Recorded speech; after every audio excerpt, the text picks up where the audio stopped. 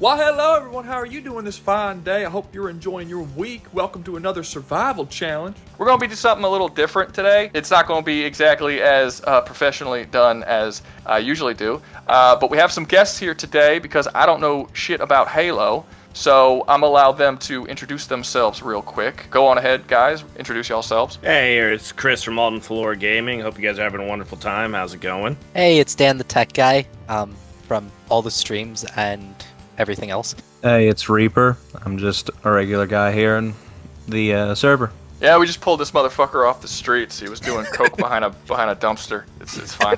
Yeah, so today's topic, we're going to be talking about Halo and what would happen if the Helldivers universe, during the events of Helldivers 2, essentially opened up a portal with their black fluid technology, not black fluid, but the technology that they got from the Illuminates, and they opened up a portal into another universe, and they dropped into the Halo universe.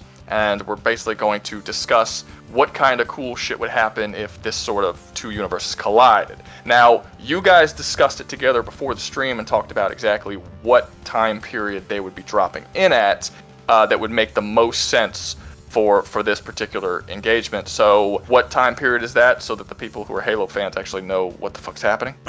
Right around the fall of Reach from the video game, essentially. So then the question after that is going to be, what exactly are the Helldivers going to come into contact with once they get into Halo at this particular time period? You're saying that there's some sort of war going on? Okay, so at this point, what they'd basically be coming into would be a wall of massive multi-kilometer purples and gray ships with flowing shapes facing massive multi-kilometer, basically bricks in space, firing massive slugs at the other ships. And the big purple ships firing plasma at the bricks. The Super Earth destroyers would be very confused at the odd and massive construction of these enormous ships. Well, I guess, like, okay, so if the portal opens, let's say it opens on the outskirts of the Halo universe. They come in, they're going to start running into new planets. We're not going to have the portal open in the middle of a fucking war zone. Like, that just wouldn't make sense. So we're going to have it open up on the outskirts. They're going to come in, and they're going to see a bunch of fucking planets in front of them. What is the general culture of these planets and stuff? Like, Helldivers is extremely right-wing. It's extremely patriotic. If you ever see Starship Troopers, it's kind of like Starship Troopers times 11,000. It's a right-wing authoritarian dictatorship where they come in and they essentially want to spread and colonize worlds across all of the universe. Essentially, they're not good dudes. So for once democracy. for democracy, for managed democracy, you got to put the managed there. They're trying to serve liberty to everyone that they come across. So they come in and they're going to start. The obvious thing is they're going to start taking over planets. So essentially, what would happen is their ships are enough like human ships that if a Covenant ship sees them, doesn't matter, they're going to immediately open fire. But the Covenant is essentially a theocracy, which is all about the Great Journey. They're trying to find the Halo rings to activate them in order to do their great journey before they find out what the Halo rings actually do. And then the government of Earth in this one is sort of like Super Earth and Helldivers in the sense that right before the war broke out, they essentially got done putting down the last of the rebellions. In fact, Master Chief was injured. It was before he had his Mjolnir armor. He got injured through their black rubber suit kind of armor they used to have. Essentially, they've put down most of the rebellions that they had, and they're almost to the point where they're almost a pseudo Super Earth, if you will. They spread their own stuff throughout the stars, just like Super Earth does, just not as fervently. So you could argue they're that very Super correct. They're very fascist. Yeah, you could argue that Super Earth is a theocracy, with the theocracy that they serve being the government of Super Earth. It would not be too off base to call them a theocracy. It just depends on what their religion they're worshiping is. I suppose, yeah, the Super Earth has essentially been indoctrinated into them and has child soldiers from the age of 7 onward. So if they're coming in on like the outskirts of the Halo universe, let's not throw them into the quadrant with the Flood to start, because I feel like that's just setting them up for failure.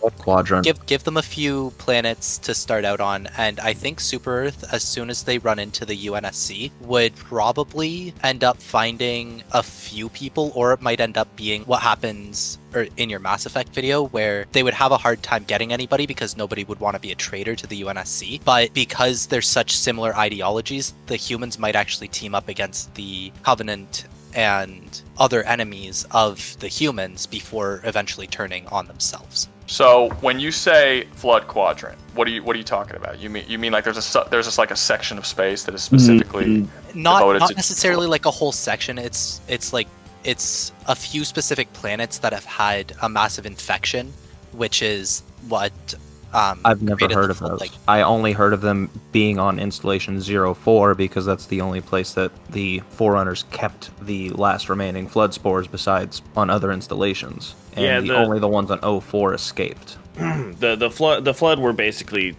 stuck on Forerunner installations until they did escape. The rings got fired.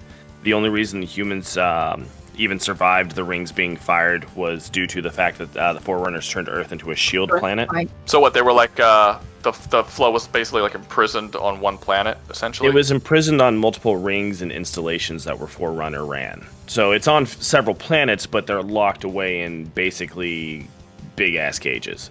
They're in slip space prisons, basically, where they're frozen in time. Imagine it like stasis. And then they, I'm assuming they like escaped through the at some events point. of the game. Through the events of the game, actually in them. Halo 1, they actually get freed, and they do make a return in pretty much every subsequent title. So over the course of the war, they would end up showing up. So they're kind of like the Terminids, where the Terminids, prior to the Second Galactic War, they are imprisoned by Super Earth, and then they escape, and that's kind of what kicks off the Second Galactic War. In that sense, yes. Yeah, very similar, although the spreading method is very different. So it'd be more like a zombie apocalypse from... on steroids. Yeah. Okay. It's spread via spores. including machines. They could actually beat the automatons straight up. Yeah, they can affect the They don't need automatons. biomass. They can affect the automatons. So at the start, when the Helldivers get to, and Super Earth gets to the universe, are they still going to be imprisoned at this point? Yeah, they wouldn't run into the flood right away. That would take until the events of Halo 1. That would literally take 4 months.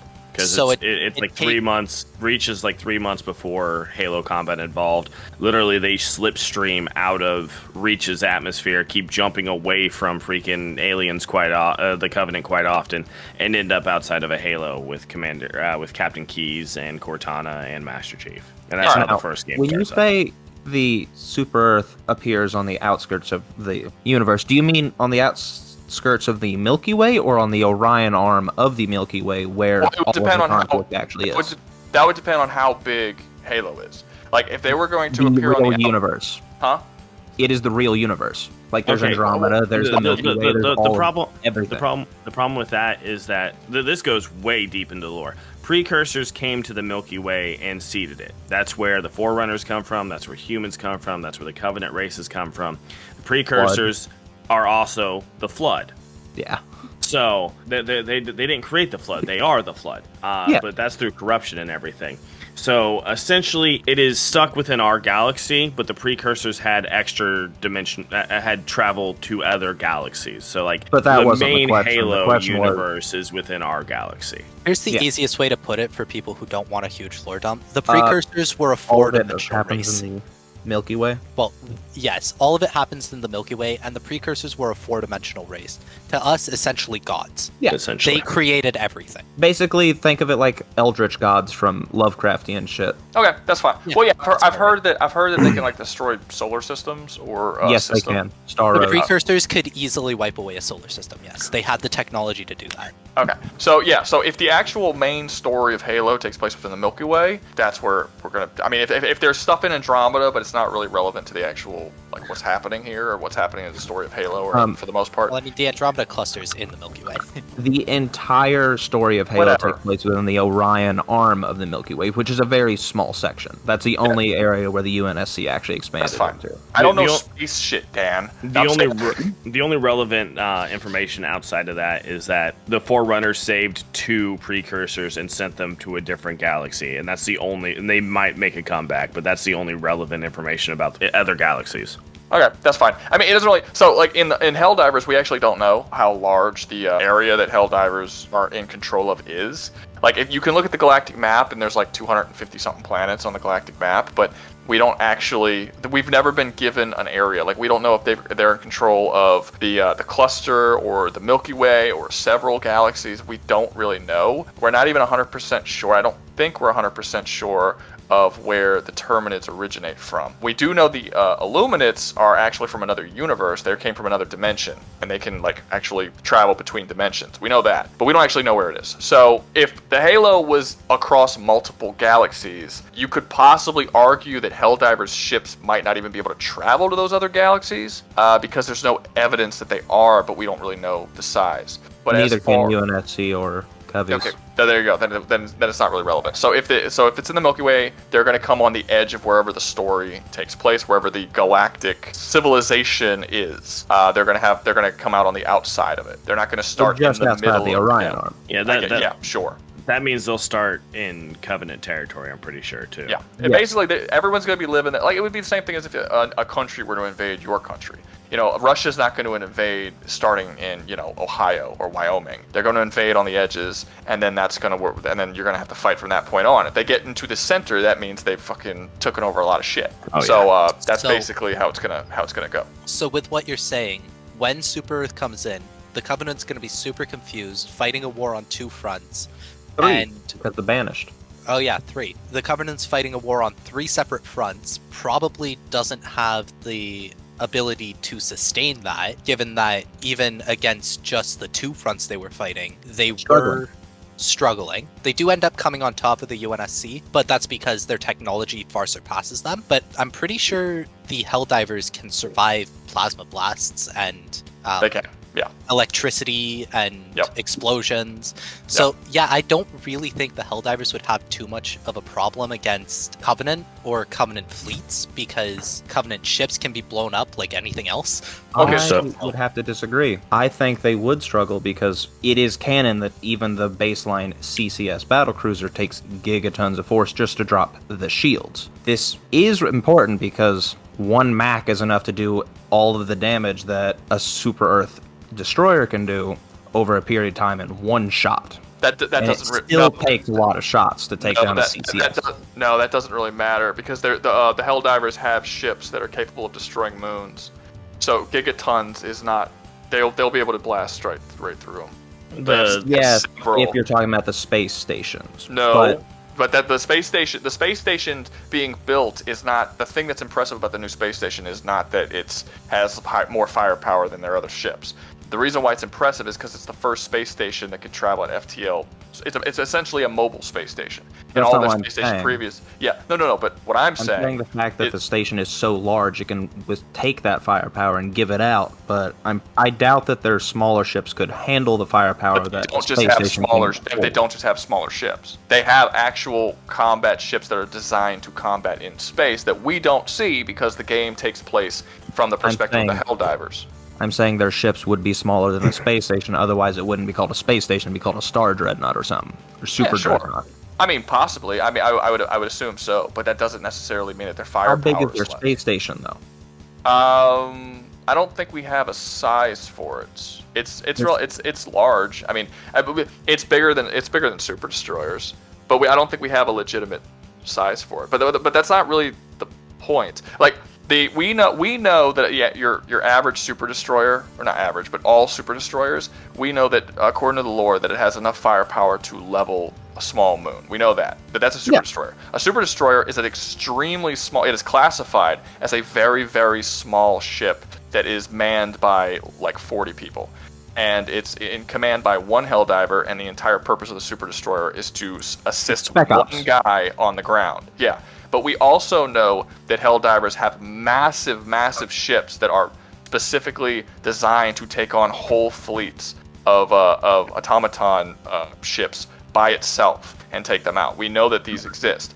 We don't see them much in the game simply because we're seeing the game from the perspective of the Helldivers. But to think that they can't do gigatons of force when we know that they have they can't. He said they'd be able to take them out pretty easily, and you said no because the shields can take gigatons of force. Well, I'm saying that the ships it wouldn't be easy, not so that they couldn't do it. Well, because if their ships can do more than gigatons of force, they would one-shot the ships. Here's the problem with it. According to you, Alden, may I? Go ahead. Also, to put this to rest, even if the Super Earth fleet can't take on the space station in a head-to-head space fight, the Helldivers can just board the station. Master Chief is seen doing that all throughout the games, and blowing the the stations up from the inside. So there's problems with Not that one quite too. that easy. That was a very perilous mission. I don't think it would be Helldivers- necessary. I don't think it would be necessary. I mean, I don't if think it'd be necessary either, but the Helldivers literally run into enemy territory in squads of 4, ready to just blow themselves up in the name of Super Earth and democracy. well, so But he here, was saying Healy. well, so here's the thing. Here's the thing. It seems to me. Well, you already established that the shields could take gigatons of force. That's not enough. The Helldivers will absolutely blow through those shields. Not just slightly more. They have thousands to hundreds of thousands of times more force than that. But on the flip side, Helldiver ships don't have shielding, like at all. Yeah. They don't have And shielding.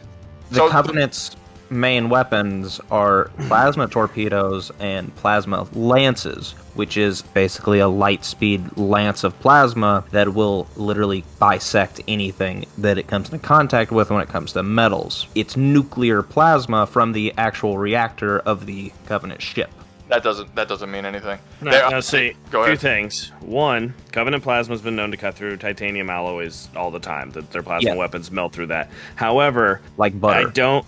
The Covenant have the most accurate slipstream traveling until Cortana starts doing her shit. The Covenant can literally disappear and reappear right next to your ship and just unload without as you're firing at them. They're no longer there if they choose to. They can literally slipstream right next to you, put So a it's plasma bolt, teleportation. and Yes, that's how FTL works. it's how their in travel works. Yeah, Well, the Helldivers travel. they FTL travel faster speeds. than light. Yeah, Well, no, faster than light. Yes, but- their travel's based on bending space. yeah. so see, it's warp space. see, They there's go into a higher dimensional plane.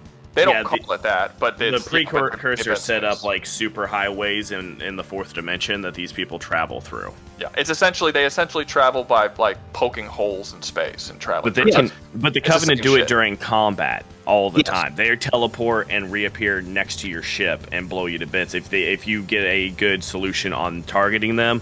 Well, is by the there a time you- reason? Was there a reason why Helldivers wouldn't be able to do it during combat? We can keep speculating about this for ages. Like, we don't know the space combat capabilities of That's the point. That is EAF fair. That is or fair. We know the that Helldivers. we know that Helldivers can do it, and we know that it happens all the time. We actually know that the automatons and stuff, they can't defeat the Helldivers in space. However, they can't do it, and we know that they can travel through space by bending space-time. But we've never seen a aerial, like a in-space battle between two ships, even though we know we it haven't happens. seen a super cruiser. We've seen what they look like, but we've never seen an actual space battle. We don't see them. Now there are some certain things where it's like if you're defending a planet and you look up, you can see automaton ships getting blown out of the fucking sky. So you sort of, I guess, are seeing a space battle, kind of. But it's more from a perspective that you're on the ground and you look up. Yeah, and you kind of you see some shit aren't happening. participating in that battle. And You're not- so you don't know. Here, space battles and Helldivers would be awesome. It would be. Yeah. No, I still think that they should add, I've been saying this for a while, they should add some sort of like mission type where you can actually fly your destroyer and fight other ships, and then when you get their health down, you can board the ship and then get on the ship and fight them on the ship and like maybe steal a bunch of their shit or whatever. And I think that would be a really cool mission type to sort of mix up Love the... that. That would be awesome. I would love to board shit like that. Like almost like it would almost play like a Assassin's Creed sort of pirating in Assassin's Creed's Black Flag, but with ships. And then you would, board the ship. So it's not speculation that the Helldiver ships can bend space to travel. It would be speculation to say whether they can or can't do it during a battle. But if they can do it, I don't see any reason why they wouldn't be able to do it during a battle. There's no reason to assume that they couldn't. So the whole thing. But you're talking about two factions that would just do it and get as close to each other as possible and start unloading rounds into the other. Sure, and in that case, I just think that the Covenant ships would have more survivability for that first contact than the Because they have Super shield. Earth I don't see why that to would the be. shield. Well, I don't see why that would be the case because you said yourself the shield takes gigatons, and we know that No. the ships do way more than gigatons. He said That's more on the than lower gigatons end to of the get through. spectrum. That's fine. Well, you got to tell me what the higher end of the spectrum is. So the massive Mac cannons, the biggest ones they've got, do Erode? 1,000 times more damage in a single blast. They shoot a 3,000 ton projectile, and it I does can really do the 1,000. calculation right now. It does 1,000 times more damage than the Zarbomba in a single blast. With Way just more the than that, mass from actually. it. No, it's 0.4 tenths of the speed of light that they move. 51 gigatons of force. It's 1,000 times larger than Tsar Bomba. I just did a whole bunch of freaking research on this stuff today. Okay, well let's say this. Let's go with that. The Tsar Bomba was big enough to destroy Mount Everest. That's impressive, but blowing up the moon has more. Has about the same amount of surface area as the continent of Africa. That doesn't include the innards of the moon, like the fact that the moon is a giant sphere. So you're basically blowing up all of Africa, plus you add whatever the center of the moon outside of the surface would be. I mean, you're talking about something that is like many, many, many times larger than Africa. If you had 1,000 Mount Everest, would you cover the surface of Africa? No. You wouldn't even come close. So I don't think there's really all that many arguments that could be made to say, unless you could show me something that's like really, really impressive from the Covenant that show that their guns are up to the same destructive power as the Helldivers guns. Oh, they glassed an entire planet with just a single Corvette. Okay, by glass, do you mean they destroyed the planet? It's a battle cruiser. They Corvettes basically don't have glassing beams. They basically turn it into an inhabitable. They destroy the planet. They turn it into an inhabitable dead rock. Everything dies on the planet. Yeah, but that's not the same thing. So, like, if you destroy an atmosphere of a planet, that's destroying that. Yeah, but you didn't destroy the rock itself. We're talking about destructive capacity here. You can destroy. It's theorized that in real life we can destroy the planet today if we set off a big enough nuke. You wouldn't have to, but you wouldn't because it would destroy the atmosphere, and by like the same way that you're saying, it would basically. Yeah, you're talking about disrupting the gravitational pull of the planet so that it can't keep itself together using its core strength and all that stuff, and that's different based on size. What are you talking about? The planet. You want me to explain it in a dumbed down way? They take the superheated plasma and they blast it down through the glassing beam, and the glassing beam literally turns the ground into glass via just sheer heat. Like imagine the ground zero impact of the nukes over in the deserts in the US when they test it. It does that, but on the entire planet, evaporates all of the water and evaporates the entire atmosphere from the planet, glassing it. But that doesn't destroy the planet. No, but it makes it inhabitable.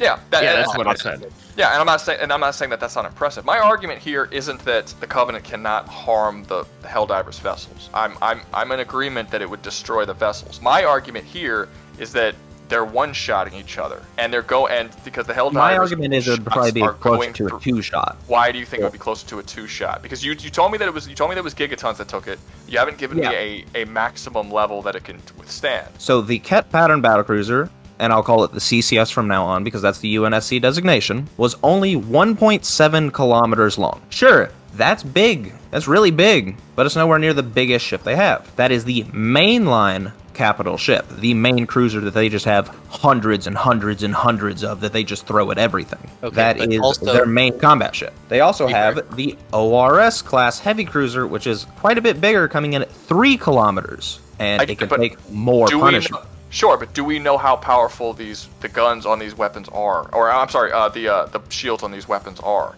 You can keep saying the ships are bigger and bigger and bigger, but the size of the ship does not make sense. The shield is directly proportional to the size of the ship. Okay, but you got to tell me of the reactor. That is actually incorrect. The shield is not directly proportional to the ship. The ship does have a bigger reactor. However, the bigger reactor also goes towards the numerous extra systems on a larger ship. It would also have to power a bigger shield. I wasn't done explaining how that also affects. It also goes into it because there's more shield generators. The way Halo shields work is the shield generators are heat sinks. They take the heat from the shield when it takes a hit, and when the shield generators overheat, that's when the shield drops. So if you're not doing enough damage fast enough, they will literally just bleed away heat faster than you can do damage. Okay, what does that mean in terms of SCAF and heat-based weapons? Because I know they can modify an orbital ship to shoot a laser, so why not just shoot incendiary rounds? Now, that won't do anything. Incendiary kinetic rounds won't change how much heat it doesn't. They have all of it. Energy rounds. They have energy. They have all kinds of rounds. They have the hold on. There is a way for them to do it. Let me finish what I was saying. You're talking about the ships and the size of them and the jet. What has the shields been shown defending against? Because you're kind of dancing around the actual. Okay. answer the question. well, Because we can assume all day that the shields are more powerful based on a bunch of these things, but what have they been able to take? Here's a feat we saw directly from the games. There's an orbital MAC, a magnetic acceleration cannon, which is what Reaper was saying the ships have survived. An orbital MAC. No, they did not. No, what I'm saying is the magnetic acceleration cannons is what you were talking about with the shooting gigatons of force. The orbital MAC platform, when it shot at a Covenant ship, shot straight through it. The way the plasma lances carved through metal, it shot directly through the ship. It did not protect from the orbital MAC cannon. And the orbital MAC cannon, yes, is the most powerful MAC cannon in Halo. However, when you actually do the math, which I know you're not a math channel, the orbital MAC isn't all that much stronger than the Macs on their flagship. We actually don't know the size of any other Macs besides of 4 things. The Moncton orbital weapons platform, which is around Earth, at 2,000 tons for the Slug, and 0.04 C, or 4% the speed of light. The 3,000 ton for the Erode, which was around Reach, at 3,000 tons and the same speed, 4% speed of light. The Erode specifically has 51 gigatons of force per shot, and it's firing every few seconds. It can overpen 2 CCS-class battlecruisers and cripple the third. There's a few other Macs we know the size of those. We still haven't answered the question. How powerful is the cannon? The Lance? Yeah, that went through the shields. How powerful is it? Oh, you're talking about the Mac again. Either. Okay. Whether it's the Mac, we have that. What I'm trying to narrow down here: how strong are the shields? What can they take? And y'all are saying they this can cannon, take about but you're 20 not telling me- gigatons for the CCS. Okay, that's the strongest level of shields, right? No, that's Okay, that's what normal. I'm looking for. No. We already talked about normal. I'm trying to find The strongest would be on the CSO class or one of their space stations. I don't care where it is. How much can it withstand? The strongest shield is a unknown durability because it's on a massive planetoid that is powered by a Forerunner power system. And uses Forerunner shields because it's built onto a Forerunner ship. Okay, so when I said, let's go back to the beginning of this. When I said that the ship was going to blast through the shields of the ship, you said no because the gigaton defense that you said was lower at. Why not? That's what I'm saying. You have to defend your point. You're not defending the point that they can't one-shot. You're not giving me any sort of durability that's telling me that it wouldn't one-shot it. You're just saying that it's stronger on bigger ships, but you're not telling me how much stronger. Let's take this from a different perspective. You said they can destroy a small moon. That is what we have seen them. Well, they have weapons that can destroy. That's the maximum, though. No, that's not the maximum. That's not the maximum. Their black hole is technically the maximum. It goes much higher. I'm talking about for straight firepower that they would use in combat. They've destroyed moons before of various sizes, but also the destruction of the small moon that he's referring to came from a space station. It was a test of one of their guns while the space station was still in production. It wasn't even finished being built yet. We know they've destroyed whole planets with stuff. They actually have the ability to open up black holes in the center of planets and blow them up. They have all sorts of stuff. Yeah. Destroying a small moon is like low-end power for their space station. There's way higher than that. But I'm saying we can't even begin to talk because you haven't even matched that with the shield powers of the ships that you're talking about. You have to give me something that tells me we're talking about mainline battleships, not the absolute peak. Yeah, yes, but as far as you said that they would. Yeah, but you said the mainline battleships it would take 2 shots. But you have yet to justify that something by telling me. like a mainline battleship, a cruiser he's would not be able to just pop a moon. Because the mainline battleships can level a small moon. That's leveling the surface of a moon is basically the same as the Covenant glassing a world. But you said that they shot through it, so that's not because they glassed the world via heat, not through destructive power. Yeah, Helldivers destroyed through destructive power. Let's put this to rest. In terms of what we know of shielding, because we can't speak to things we don't know about. So in terms of what we know of shielding, the Helldivers would have an easy time taking out most ships, even the bigger classes, until they got to the smaller planetoid ones. But even then, they have weapons, or they can literally just go on to that planet itself because, well, let's face it, they're Helldivers. That's what they do. They are not getting into high charity. Yeah, no, the problem is, they don't have access to all of their stratagems as easily on a Covenant ship. They would not have access to the stratagem, but no chance throw of beating. hell mods at it. They have no chance of beating the Covenants in a fist fight. And they have no chance of even getting onto one of the planetoids like High Charity. They're not because gonna of- fight. They're not gonna fight them in a fist fight. I mean, Well, you know what I meant. Like Helldiver- running in, both groups have suicidal people. You know, you say in all your videos, they're suicidal. They're suicidal, Yeah. but Helldivers beat. They overtake Hulks. They overtake automaton striders that are like 4-story tall. They don't. How many fucking- cloakers do they fight? They don't fucking fist fight it. What? They don't. They fight. They just now started fighting the Stalker bug units, which are cloaked. They're a pain in the ass. But yeah, they fight. They They can fight actually cloakers. see. They can see it if they are looking hard enough. So they have. It's Predator stealth. Covenant has Yeah. a lot of cloakers. Yeah, Now- yeah. They could see. You could see it, and you could pick it up on the radar. Well, what I'm let's be honest, saying- the Covenant, the cloaking technology of the Covenant, it's not much stronger than a Stalker. So a Helldiver would be able to see it if they were paying enough attention. Yeah. Now, Dan, to your point earlier when you were saying they would just board. As like I was saying, Rouga is always saying Helldivers are suicidal. They'll kill themselves for democracy as long as you get the mission done. The They fight problem it funny is sometimes. the So will problem the Covenant. is the Covenant has a battalion of grunts that they literally just say, "Hey, take these 2 grenades and run at those idiots," while all their elite soldiers stand back. Yeah, So they do the they same both thing. have suicidal morons. That's Well, very it's the true. same thing. It's the And same the thing. And the Helldivers- grunts can reproduce at a rate that would make the Super Earth Rogans. blush. So, well, no. Yeah. Yes, would. they almost took over the Covenant one time. I just understand. Because off they of fuck too bleeding. much. No, I'm telling. Yes. No. Okay, you don't even play Helldivers, so you can't tell me no.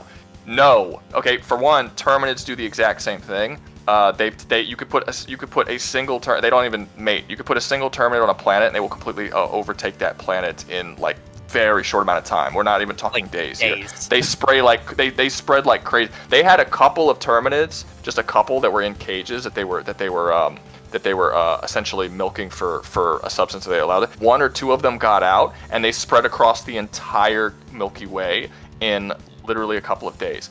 It's like, no, is what I'm telling you. Like, don't tell me no.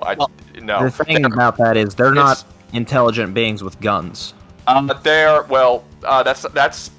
not true. They don't have actually- guns, but their intelligence is unknown. We know that they strategize. Now the lie is that the Super Earth tells Helldivers and its citizens that they're just mindless monsters. But there are tons of hints throughout the game that show that no, they're actually very intelligent. Like Go brute ahead. commanders I'm being not a saying thing, it's dumb. or the fact that they operate as very much a hive mind. And Yeah. also And- to that point, what I was going to ask is, do we think Helldivers would be able to do the same thing Master Chief does, in that they can just pick up a Covenant weapon and use it? Master Yeah. Chief was kind of trained in a lot of them. Like, it is very hard to use the elite swords, and Master Chief even had issue with it the first time he picked it up. But Master Chief has this, he's a special case, because he's got this superpower called the ultimate form of luck. So, Luck. Yeah.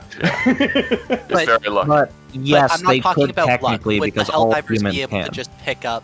yeah, they can Covenant pick weapon it and up and use it. I mean, you see it in all the games from Halo 1. The basic bitch Marines are walking around picking up needlers and shooting at people when their gun run Yeah. out. Okay, So. so even without access to the stratagems, with how highly trained Helldivers are, I understand you say they wouldn't be able to get access to places like High Charity, but even just dropping onto a Covenant-occupied planet, they would then, probably without the stratagems for the most part, because they wouldn't be used to fighting against people who are just complete cover fighters, which the elites are. They try to hide behind as much as they can, because they know they're vulnerable. If a Helldiver sees that, the first thing they're going to do is dive towards it and shoot them about 10 billion times with the Liberator. Like, Well, okay, so y'all are saying that he wouldn't have stratagems. Why are y'all? I'm No, only I think saying even on without ship stratagems. warfare. I'm But I'm saying saying- on ship-to-ship I think they warfare, wouldn't have them wouldn't because the have 'em. destroyers would get shot down. but I'm saying even without Why the would the destroyers stratagems- get shot down? They also have anti-orbital weapons that they can fire Everybody from the has planet. everybody has anti-orbital weapons. The automatons have anti-orbital weapons too. It doesn't stop them from completely overtaking the planet. I mean, That- isn't also that can why shoot the the Super ODST Destroyers only pods. stay 40 minutes? so Isn't that why the Super Destroyers only stay 40 minutes? Because any longer and they're risking getting shot? well, yeah, well they have defensive system. Well, it's not the destroyer. It's the yeah. Well, but yeah. So basically, the destroyer shows up, but the destroyer itself has essentially anti-air weapons that will defend itself from any anti-air attacks. It will also defend the pod once the pod gets fired to the Earth. It will defend the pod from any sort of anti-air destruction. Such as shooting down missiles that would try to shoot them down. Not no, they have laser weapons. Actually, all of the automaton weapons are laser based. How would they stop a laser from I firing? have no idea, but it's what they do, and they do it. I don't know. I can't. They have the power. I have no idea, but they have. We know It's that their belief in democracy. that's the reason why it takes 40 minutes for the ship that it could stay in the atmosphere for 40 minutes, because they can defend itself for 40 minutes and then it has to get the fuck out. But it does it again, and it does it against laser weaponry. What if a CCS comes around for the Super Destroyer because it picked it up on its radar? I mean, you can try, but when Helldivers invade a planet, they invade a planet in the billions. Like for every single Helldiver that exists has his own Super Destroyer for himself. If they drop 50 million Helldivers on a single planet, there's 50 million Super Destroyers in the atmosphere defending defending each other and defending from any sort of air. To that point as well, the 50 million Helldivers would be in squads of 4 at the most. They don't operate in higher numbers than that. They don't. They fight in squad teams of 4. But so it would mean that it's 50 million Helldivers on a planet, which means at least 10 million, probably closer to 12 million different operations running simultaneously on that planet. The SCAF, which is like the main military force for the Super Earth, they will just send a whole army onto the planet. Like that's what they'll do. But the Helldivers are an elite force, and they will send them in groups of 4 on different locations on the planet to essentially systematically take out that planet, whatever they have to do. Disrupt communications or like whatever. There's a bunch of different mission types, but they're scattered all across the. I mean, in the battle when they were trying to take off Malevelon Creek, 27 million Helldivers died trying to take over Malevelon Creek. To this point, it was the most casualties that Super Earth has ever had trying to take over a planet, including Helldivers 1 in the first Galactic War, and it didn't put even a slight dent in their numbers. It didn't worry them at all. It wasn't really even an issue. They just kept going after them over and over and over and over again. And by the way, it should also be noted, more people survived the Battle of Malevelon Creek than died. So you're talking about that's more than 50 million. The power that the Helldivers have is an insane, overwhelming force, and just how many numbers that they're okay with dying, and the fact that essentially all of their ships are basically like strapping nukes to school buses. Like, they don't really care if they blow up. They have all of their ships have way stronger weaponry than the ship's size would have you believe, because a lot of them are small and speedy ships, but they are capable of nuking whole planets. Like, it's really over the top levels of power, and yeah, it's not going to be as easy as just sending up some ships into the atmosphere and fighting them. This is something that they deal with. Yeah, you have to realize that the Helldivers universe, the Helldivers have been dealing with 2 different galactic wars, both of which last very, very long. Like, their entire culture is built around galactic warfare. At age 7, children join the military to start fighting in the war. At age 18, they can become Helldivers. At age 18, they can become Helldivers, which is the most elite force there is, and only about 23% of Helldivers. 21.3% Yeah, of Helldivers 21.3% survive their training. Survive the training to actually become Helldivers. And they don't care. And like, a lot of Helldivers will just when they get their pods dropped, before they even get a chance to fight, they will specifically aim their pods to launch and destroy the thing they need to destroy, killing themselves in the process, just to get the mission done, because they are all religiously obsessed with the beliefs of Super Earth and supporting Super Earth. They think, and then you'll just get another Helldiver. Yeah, they think dying for and on a Helldiver ship, they just have like an unknown amount of Helldivers just in cryo freeze. And when one Helldiver dies, they'll just unfreeze another Helldiver that will take over command of that ship. And it's just like a constant revolving door of Helldivers just sending until that planet is taken over. It's numbers and ridiculous levels of firepower is how they take over everything. But they also have insane, like really, really solid training as well. And I've made tons of videos in the past explaining why that training is solid. Like, I've watched them. I've talked about that in length. So they take people in at 7, just like the UNSC does for the Spartan program. Yeah. That was kidnapping.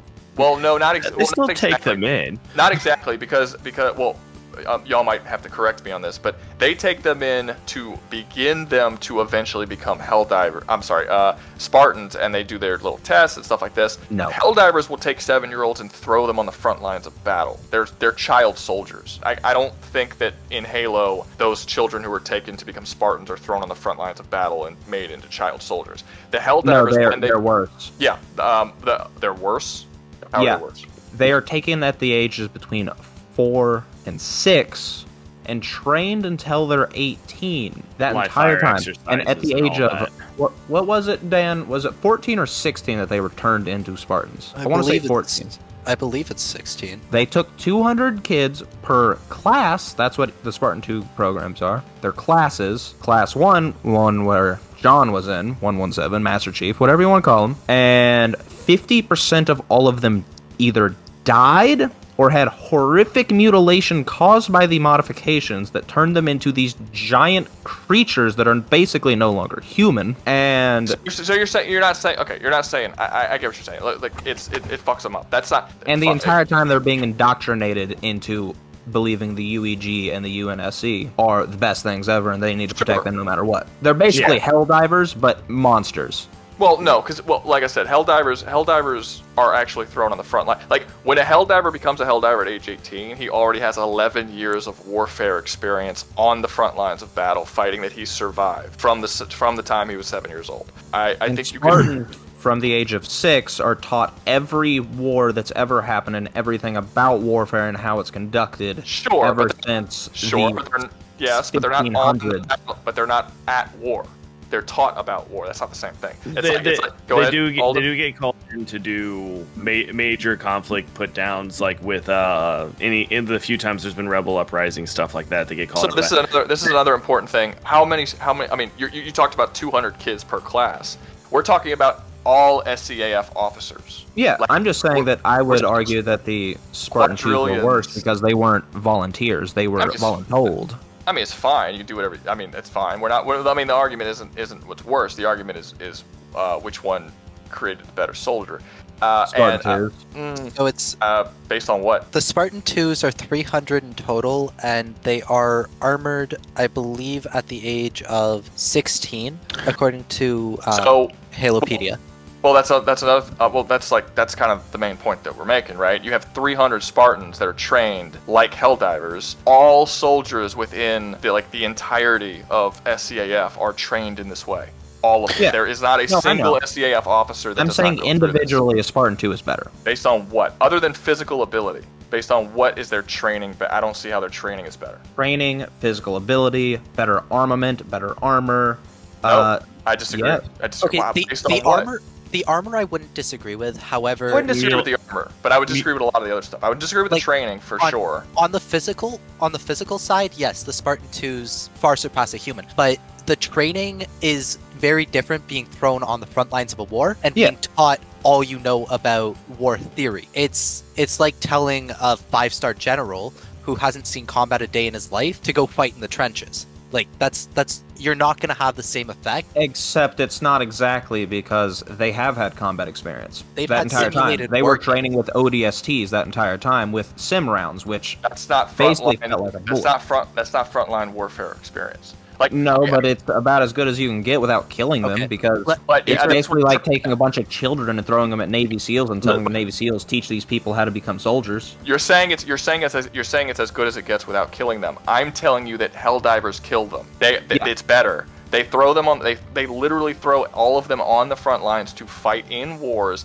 And if you become a Helldiver, you are one of the ones who survived it. And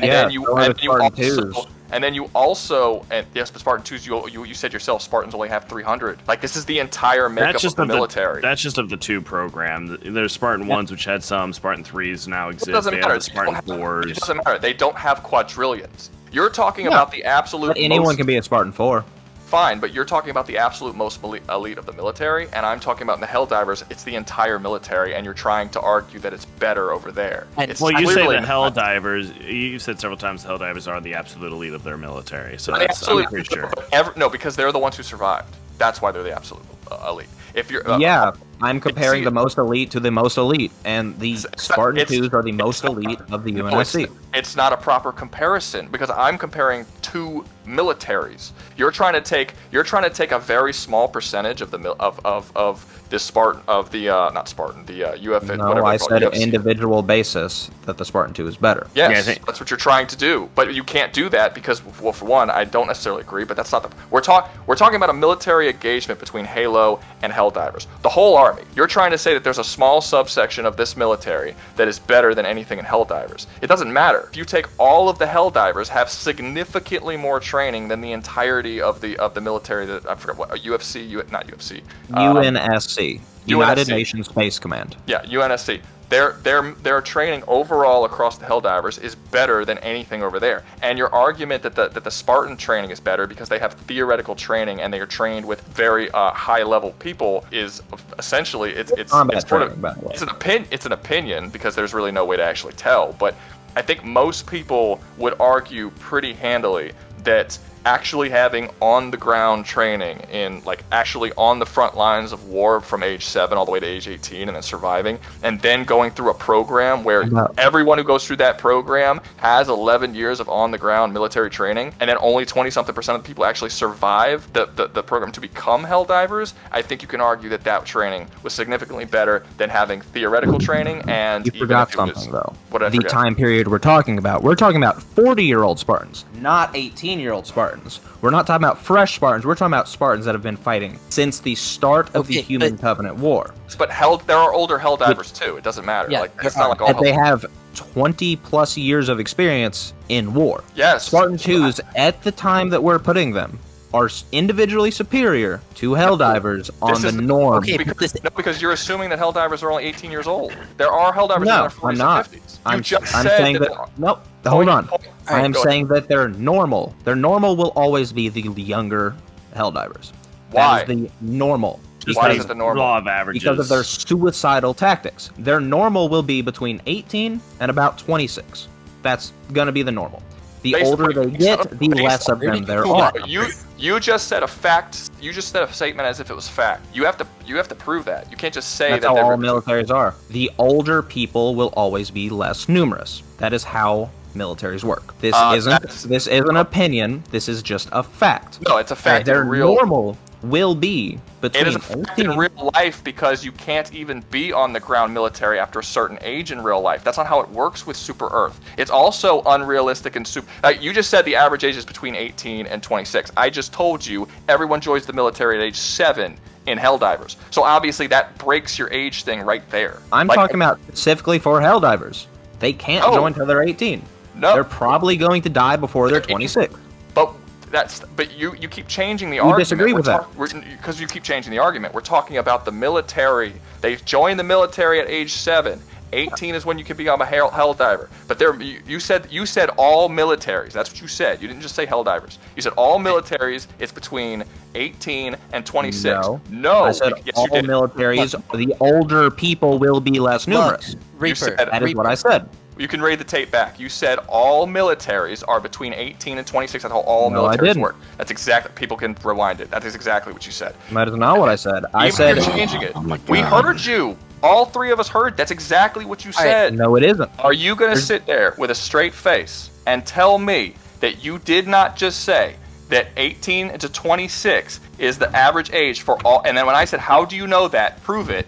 You said that's how all militaries work. You're going to sit there and tell me that's not what you said. You're forgetting the next part of what I said, that the older people are more likely to be dead. Now you're changing the subject because no, I'm not. Yes, stop saying no. Listen to what I'm saying. This is the conversation that happened. You said between 18 and 26, and I said prove it. You have to prove that, and then you said all militaries work this way. You can then go and start saying 40s or whatever, but that's what you said. No, it's not. You guys are arguing in a circular fashion. What he's trying to say, in plain English is that with all militaries, the older people thin out. They like I'm prior military. I left before I hit 24. And with the Helldivers, because yes, they've gone from 7 to 18. Yes. They have 11 years of experience. Now they're I don't 18. I don't disagree they thin out. That's obvious. But That's all my shit. argument was. And then his other part of his argument was that because the Spartan 2s are all 40 years old by the time that the Helldivers are entering the engagement. Yeah, the Helldivers have the 11 years of experience, but by this point, the Spartan 2s would have about 22 plus years of experience. Okay, and I'm saying that there are shit tons of Helldivers that have just as much experience. Yes, and the I idea agree. that the average is between 18 and 26 is not true, because on Super Earth, the literal only job that is viable to most people is military. In order to say that the average age of a thing is 26, you would have to say that the average age of people who are alive on Super Earth is 26, which is not true. There's nothing that justifies that. Everyone joins the military. Everyone's in the military. You're just arguing militaries again. Let's just get off of age right now. But if you hit 18, you attempt to become a Helldiver. I mean, sure, there's people who aren't Helldivers, but if there's SCAF officers that are in their 40s and 50s, there's Helldivers that are in their 40s and 50s. General Bragg's alone there's no retirement age for a Helldiver. Okay. If you're a Helldiver, you're a Helldiver till you're dead. That's not the argument. All right, if I can interject here anyway, Reaper. The argument. Okay, go ahead, Dan. Reaper, your argument is that on an individual basis, a Spartan 2 is going to be They're better young. than a I'm saying it's Helldiver. wrong. Which I don't care about the individual basis, and Rouga, you don't either. So I don't understand why you're arguing this so much. Because the individual basis. I'm arguing it because it's annoying me that he's telling me he's not saying things that he's saying. That's why I'm arguing. But even if I take that, you keep saying that, but you're lying. But it's fine. It's fine. People have seen the video. They know what you said. They know what I said. I can keep thinking you're lying. Individual basis doesn't matter at the end here because it's military versus military. Honestly, the argument of how long people have been in the military generally doesn't apply all that much, because what really applies is what the actual skill that you see them use generally. So honestly, experience doesn't matter either way. But if we're going to argue experience, and the argument is that Spartans are older than Helldivers, that's not true, and there's nothing to justify that, because there isn't a retirement age for Helldivers. You don't retire. That wasn't the argument. I said they're older than the average, because the average is going to be younger. And I'm telling you that's not true. That is your argument. That's how averages work. You do not make an average off of the absolute maximum. The average is the medium, the normal. We're not talking about we're talking about averages. You're saying averages of Spartan is older than averages of Helldivers. That's what we're talking about. We're comparing two averages. Okay, I'm saying that's not true. That's what I'm saying isn't true. Not that averages aren't. Then what's the average? We don't know. But you said but we don't know. But you said that the average. By logical math, it's going to be between 18 and something younger. That's not logical, because that's not logical. Because again, you're talking about in our real world military where people leave the military. Like you cannot be a 40-year-old still on the front lines of war. You can't do that in our real world military. Navy SEALs average age is like 34 or something. First off, Navy SEAls are not on the front lines of war. They are. They're black ops. They don't front lines. They do not do front lines. Stop. No, they don't do. You keep saying yes. You want to disagree. Black ops isn't front lines combat? No, it's behind lines technically for one. Alden was in the military. Is harder. Not really. No. Extraction's harder, but if your mission goes right, no one knows you ever existed. You keep trying to bite my head off every time I say anything. No, we're not arguing if it's harder anyway. This is my point. You're trying to say that the Helldivers, their average age is the same as the average age of a military person, because you used 18 to 26 was your example, despite the fact that the entire law of how the military is structured in Helldivers is nothing like our real world. You enter in the military, overall military, at the age of 7, which is significantly younger than you're allowed in the real world, and there is no retirement. You keep fighting until you die, which again is not the case for our real world military. So the average age of 18 to 26 is bullshit. It doesn't work here. There are admirals and captains and people who have been in Helldivers for decades who are still fighting, still on the front lines to this day and not dead, which does not happen in the real world. You can't be on the front lines for 4, 5, 6 decades. You can do that in Helldivers. If there's people who are 80 fighting on the front lines, it's upping your fucking average. That's my point. Yeah, but most people are not 18 80. to 26.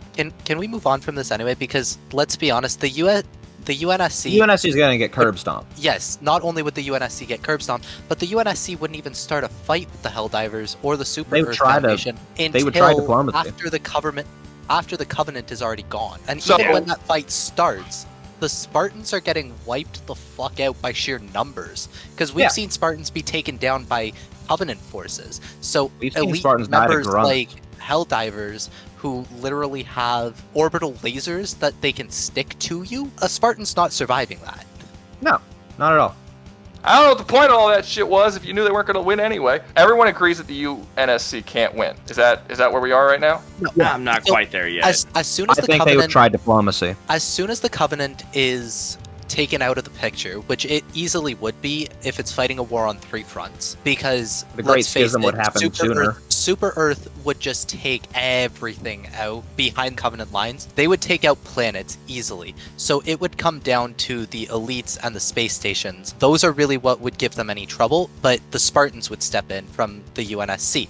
The UNSC would then attempt diplomacy, if anything else, and then eventually the whole timeline of Halo would get moved up because, the Great Schism would happen sooner, which means that the Flood would happen sooner. Okay, So I'm about to No, get to the the whole flood does diplomacy not part. happen if the Pillar Bottom does not leave Reach. The flood will not be released. Well, see, now here's the problem. So, with what they're saying, they came in on Covenant space on their back door. Reach is already being attacked at the exact moment they come in. Yeah. UNSC is They have still about going to leave 4 months. Reach. They're still going to leave Reach. They're still going to get chased down by the, 3 Covenant ships. So they're still going to get chased away. So that part's still happening. I'm pretty sure the messages ain't going to reach them from the other side of Covenant space in the time it takes them to try to activate Halo in Halo 1. So The messages do go FTL, by the way. I send know, but it messages. still takes a little bit to get all the way across Covenant. They've had missed messages before in the franchise. Let me go Yeah. back to Alden, because Alden, you said that you were not sold on the idea that the Super Earth would overrun and defeat the US. I don't Why? think it'd be a shit stomping like everyone is saying. Yeah, the Spartans are weaker. However, you guys are failing to take into account that the humans do have some of the strongest AI in most of fiction. So like,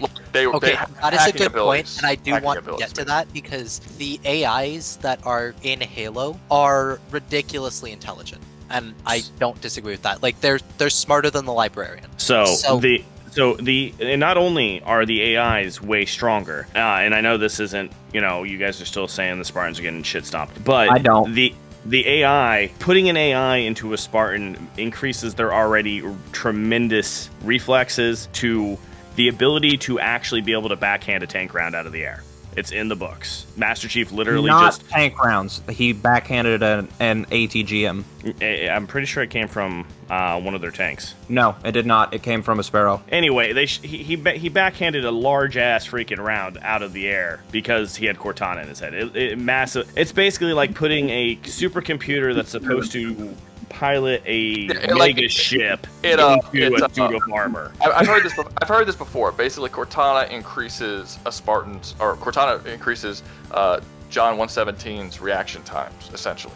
Yeah, and now when Cortana enables him to use his reaction time to the fullest of his abilities because she points out things that he wouldn't be able to see, but his mind can react to them because he has Cortana. It also makes his radar better.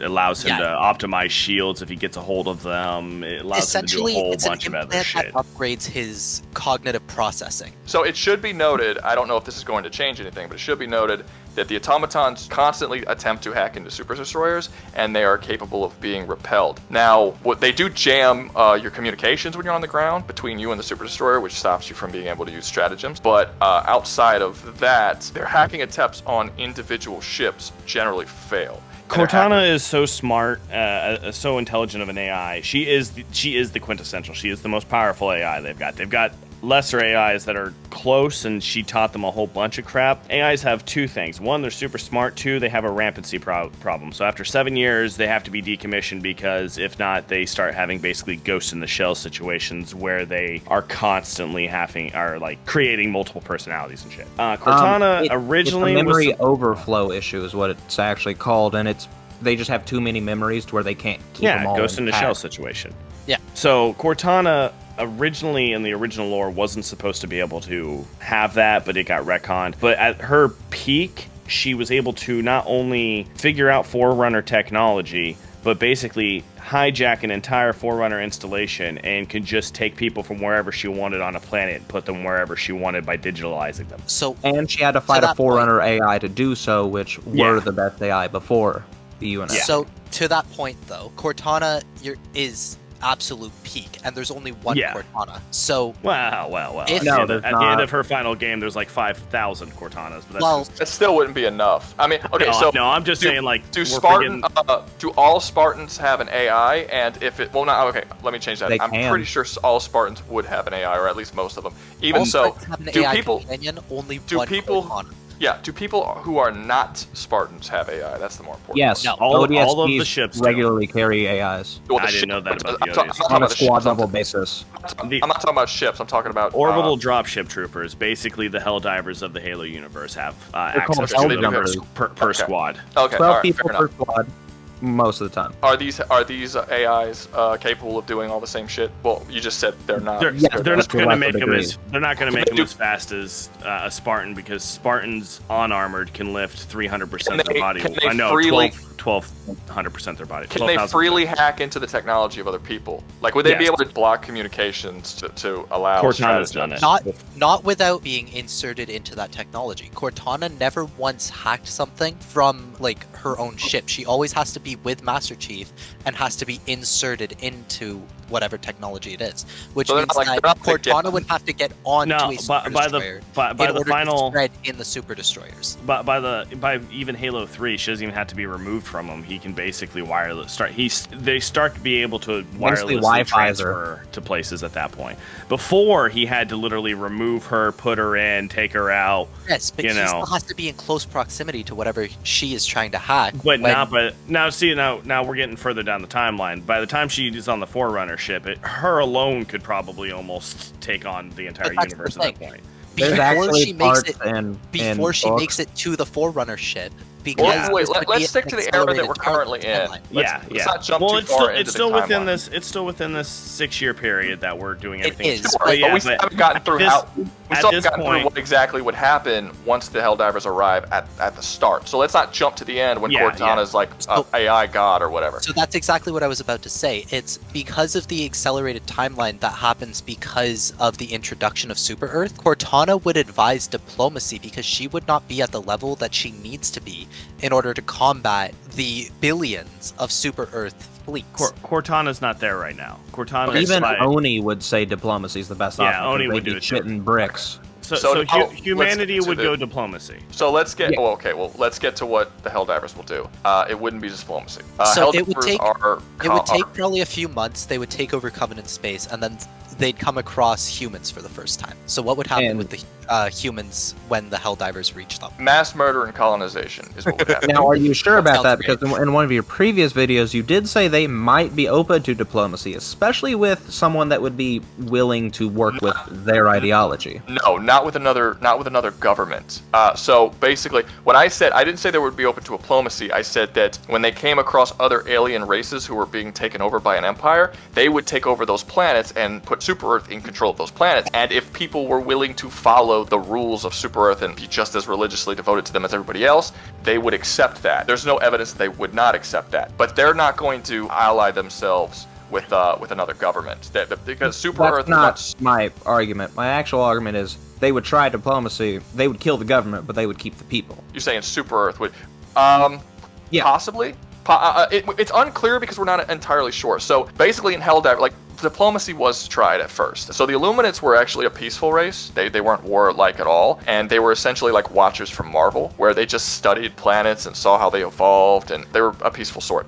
And when they saw how powerful Super Earth was getting, and that Super Earth basically took over Super Earth, and it became Super, because it used to be just regular Earth. Super Earth was just a political party, and then Super Earth won World War III, took over the planet, and then just named Earth Super Earth, and started spreading and colonizing worlds. They saw that, and they're like, okay, well, now that they're this advanced, they're like a threat now, so let's go make peace with them. When they went to go make peace with them, Super Earth just instantly attacked them, and just like started slaughtering them, and then taking their technology and feeding it into their own technology, improving their own technology, and that which allowed them to spread at an even faster rate than they were previously. If anybody comes with them in even to offer a hand of peace, It's not going to happen. Helldivers aren't going to take it. That's something else I want to touch on. Their tech stealing things. So when they actually go to fight the Covenant, I think they would end up capturing a few of their ships and reverse engineering the shielding and the plasma to make their plasma weapons better, because honestly their plasma weapons are pretty subpar to some of the Covenant's weapons, like the Lance and the emitters. And I think they would start reverse engineering all of that into their own technology and make their ships even stronger and have plasma shields now. And they would conquer everything even more. One thing that the Helldivers is really one of the biggest factor when it comes to these invasion sort of things is Helldivers are, Super Earth is really like monstrously good at taking technologies of other species and making it better, even if it's technology that is superior to their own. So they didn't just take the Illuminates technology and use it. They actually turned it into stuff that even the Illuminates wasn't capable of doing. They did the same thing with the bugs. They did the same thing with the automatons. They'll take the technology and they improve upon it in ways that seem almost unrealistic. How they turned the cure to cancer into a deadly weapon. Yeah, kind of. They basically turned the cure to cancer into a cancer plague, essentially. One thing that most people don't really talk about much about Halo is the fact that ONI, Office of Naval Intelligence, does the same thing. They are very good at reverse engineering technology. It just takes them a while to get it into production. That's how the Spartans have their shields. Yes, because they stole a bunch of Jackal wrist gauntlets, and they reverse engineered those into shields. The first shielding tech used was actually the shield bubble that you get to use in Halo 3. I assume you've played that one, Rouga?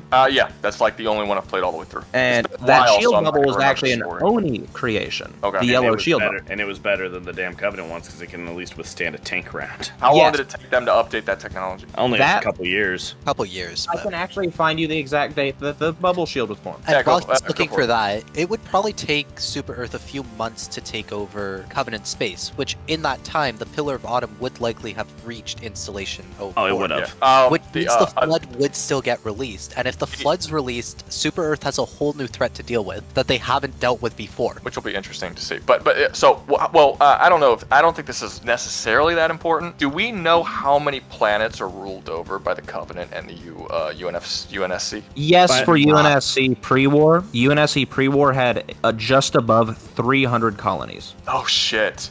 They're going to get taken over quick. It's not going to be months. No. He's talking about the UNSC. Covenant. No, that's UNSC. I'm sorry. Dan was talking Covenant. Yeah. He's talking USNC.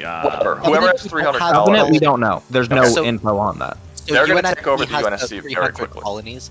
Covenant, we aren't actually sure. However, they do have tons of colonies, mostly just for grunt breeding grounds, because they needed the space. So the Covenant is actually spread pretty wide. However, we aren't sure of exact numbers. Yeah, because even if it's like I don't know how, when you say colonies, I don't know if it's like a fully populated planet like Earth is, or if it's more like the Mass Effect colonies where there's like different camps and shit set all across the surface of the planet. But Helldivers usually take over a planet within a day or two if it's like a really difficult fight, but it generally takes about a day or two for them to take over a planet. It's virtually no time at all, and they spread like a fucking cancer across the whole thing. So if they have 300 worlds, it's not going to take, and it should also be noted that they invade multiple planets at the same time. They don't have that at this time period. They only have they've been driven down to a handful. Yeah. Oh shit. So the UNSC is even smaller. So they could be wiped out in a couple of genocided. weeks. Then they could be wiped out in a couple of weeks. The Covenant would be very similar to the Terminids in regards to like how the grunts reproduce and everything. So they would probably be fighting back, which is why I say it would probably take a couple of months before they can take over Covenant space entirely. I should say, when it comes to the Terminids and the comparison to the Covenant and like how fast they mate, I'm not going to use this as a straight up rule because it's just implied. And we're not 100% sure, but a lot of stuff in Helldivers is implied. But it's implied that Super Earth could actually end the war with their Terminids anytime they want to, and just don't because they like farming the 710 that they get from killing Terminids. So they're essentially purposely perpetuating the war so that they can keep farming this substance that their blood's made out of, which is essentially the same as oil. But it has been implied by the developers and implied by certain things that have been stated in the lore that if they wanted to, they could wipe out all of the Terminids very easily, and they just choose. Helldivers are just straight up stronger than I thought. That also means that it is highly possible that Helldivers come into the Halo universe and within a few months have control of essentially the entire Orion cluster, or the entire Orion arm, and would just kind of keep going from there. The only thing that might stand in their way would be the Flood. So, I mean... And not really, talk about because that. they'd still be mostly imprisoned. They don't get on many places. They get on We've already places. established that they're freed. Let's They aren't- operate under the assumption that the events of Halo 1 still play out, the Pillar of Autumn still reaches... Okay, the well, Yeah. well, we In well, Halo okay, 3, they only get on 2 places. we're not High stuck to Charity one. and Earth. Wait, hold on. Let me finish. We're not stuck to one variation of a scenario. So, because there's a couple different ways this can go down, right? So you guys are saying that it is possible that they can wipe out the cluster before the Flood get freed, and if that happens, No, they no, would just- he They would have he to do it in says- less than a year. Dan says that if they have 30 planets, or I'm sorry, if they have 300 planets, it would happen in less than a year. I the don't know about 300 the Covenant Worlds. Yeah, the Covenant's what Dan was saying would probably take about 3 months. The events of Halo only take a couple days. So the first No. Halo... It takes a couple months, technically, because at Halo CE, it's Well, already a shit. few months Oh. after Reach. Yeah, no, I'm not saying... I'm saying once they reach the thing, you know. Once they reach Halo installation, whatever, 0, whatever, you know the number. 04. Once they reach that installation, you know, it only takes it doesn't take months for them to finish what they're doing there. That whole thing happens over the course of tops a week. So I'm saying they get there, and it would be a tight race between the freaking Helldivers if they're wiping out as fast as Dan's saying. It'd be a tight race between the Helldivers getting to the installation and the events of it ending. So the Flood's still going to be released. Now, this is where more of my speculation comes in, Rouga, so I apologize for this one, but are you okay with me doing it? Okay, Yeah, so my speculation on the scenario is actually this, okay? So the Helldivers see this big, shiny, floaty, awesome ring in space. It's got land masses on it. They got to bring democracy to everything. So they go... and they land. Now, their first couple ships are going to crash and burn horribly because it takes a while for even the Covenant to figure out how to land properly on the rings because of their spinning rotation. Because the Helldivers are crazy, they're just going to shoot their bullets in. Now, they're going to shoot their bullets in, lose probably 15 squads. I'll just give a small number, and then they'll figure out how to fucking do it. They'll start landing on the planet just fine, or on the ring just fine. Now, the thing is, we'll say the Flood has just been released at this point. Master Chief's on the ring. You've got your Helldivers sitting there on the planet, or on the ring. So they're coming across these highly infectious creatures that can burst through Spartan armor, so they're not going to have a problem with Helldiver gear. They can infect tanks, they can infect technology, they have the logic plague, they can infect AIs, they can infect anything. Now, you have that going on. However, because Guilty Spark is looking for a human or someone in similar Forerunner gear, Guilty Spark might not go to Master Chief. He might go to a Helldiver at this point. I feel like the Helldiver would shoot it, though. Maybe. Won't do anything. But this guy is offering to... Yeah, the shields on these guys are precursor They can take a technology. Spartan laser. Yeah, they're precursor tech, and they're tied directly to the Halo, so he'd Yeah, so probably it's not going to kill it, but he might talk him into following him. And this is where I see everyone losing. Because the Helldiver's going to hear, hey, we've got a weapon, you can just fucking win right now. Yeah. And Guilty Spark's going to That's where take my him to mind the was going control to. panel, be like, push this button, you win. And the fucking Helldiver's going to be like, okay, beep, and blow up all the Halo rings, and then everyone loses. Because once a Halo ring is activated, Earth is no longer a shield planet at this point, because it's already used its shield So to what, protect that from the releases first the one. Flood onto everybody? No, It destroys all just organic, eradicates all life. organic life. In the Including the entire Flood. area, including the Flood. It wipes out. You the only can't reason defend against it. There's no defense. the only It reason hits you even if you're in slip space. There's no defense within the Halo universe, and likely not in the Helldiver universe either. yeah, it's literally just a, and the only reason anything survived the first Bullshit time is 'cause space Earth, magic. Yeah, Earth was a shielded planet. The Forerunners shielded it because Earth had been humanity had been knocked down to freaking basically primate. No, not exactly. They actually moved humanity to Installation 00 and kept them there, along with basically all life everywhere. So and the only- then feed the galaxy afterwards, which The was only thing that- outside of the Milky Way, out of the range of the rings. The Gotcha. only thing that I can think of that would even, like, okay, so there's two things essentially I would think of if this does happen. One, if not all of the Helldivers or not all of Super Earth is actually in the Halo universe, but some of them are still in Super Earth, because they open up a portal and go, then, obviously for that reason, they're not in the same universe, they'll survive. That's one. But another thing is, and this is way less strong of an argument, there exists in the Helldivers universe a extremely special armor that is only given to top tier Helldivers that essentially makes you immortal. This is kind of the memey shit where you get into, but basically a while back there was a glitch in the game, there was a bug that made it so that certain Helldivers couldn't be damaged by anything.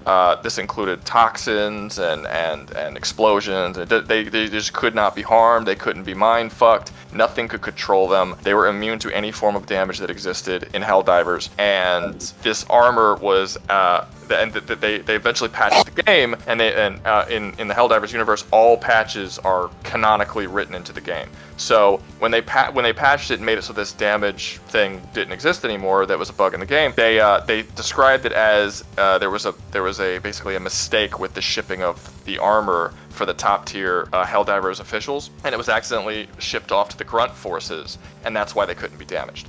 That's so silly. And it's written into the canon now that there is Helldiver armor that is that if you wear it, you cannot be killed, essentially. The only counter argument I have to that is with this particular type of damage, there's only one defense to it, and it is a very specific type of shielding or being completely out of the galaxy. Yeah, you can't survive it. It's called neural physics. It literally just erases your entire nervous system. It attacks you from the fourth dimension, essentially. So it's like God smacking you in the face with his dick. Like I said, I'm not going to defend this point very hard. I'm not going to defend this point very hard, but you are coming from the assumption that is the only way to defend against it in the Halo universe. That doesn't mean that there's no other way to defend against it. That is a very good point. I mean, there might be technology in another universe. Honestly, though, Rouga, some crazy bullshit in other universes that they could probably, that there's tons of dudes who can have all kinds of crazy shit that will allow them to survive this, that we're not even thinking of at the moment.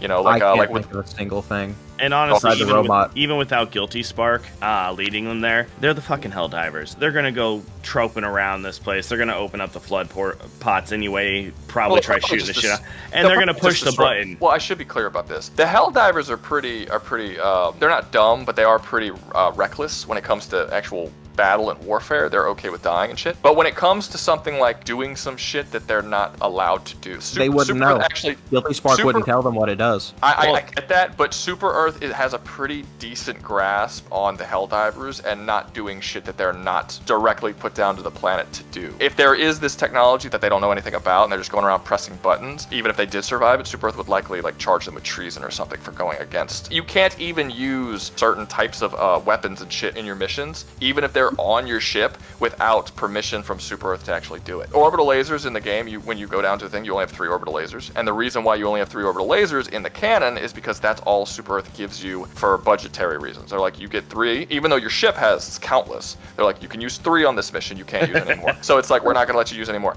even if your life depends on it. And that's the same thing with the reinforcements, right? You have you have your 4 guys, then you have 20 reinforcements. You have way more than 20 dudes on that ship you can keep sending down, but they're not going to spend any more dudes on that particular mission. We're only going to give you 20. Once that's it. We're just counting the mission as a failure.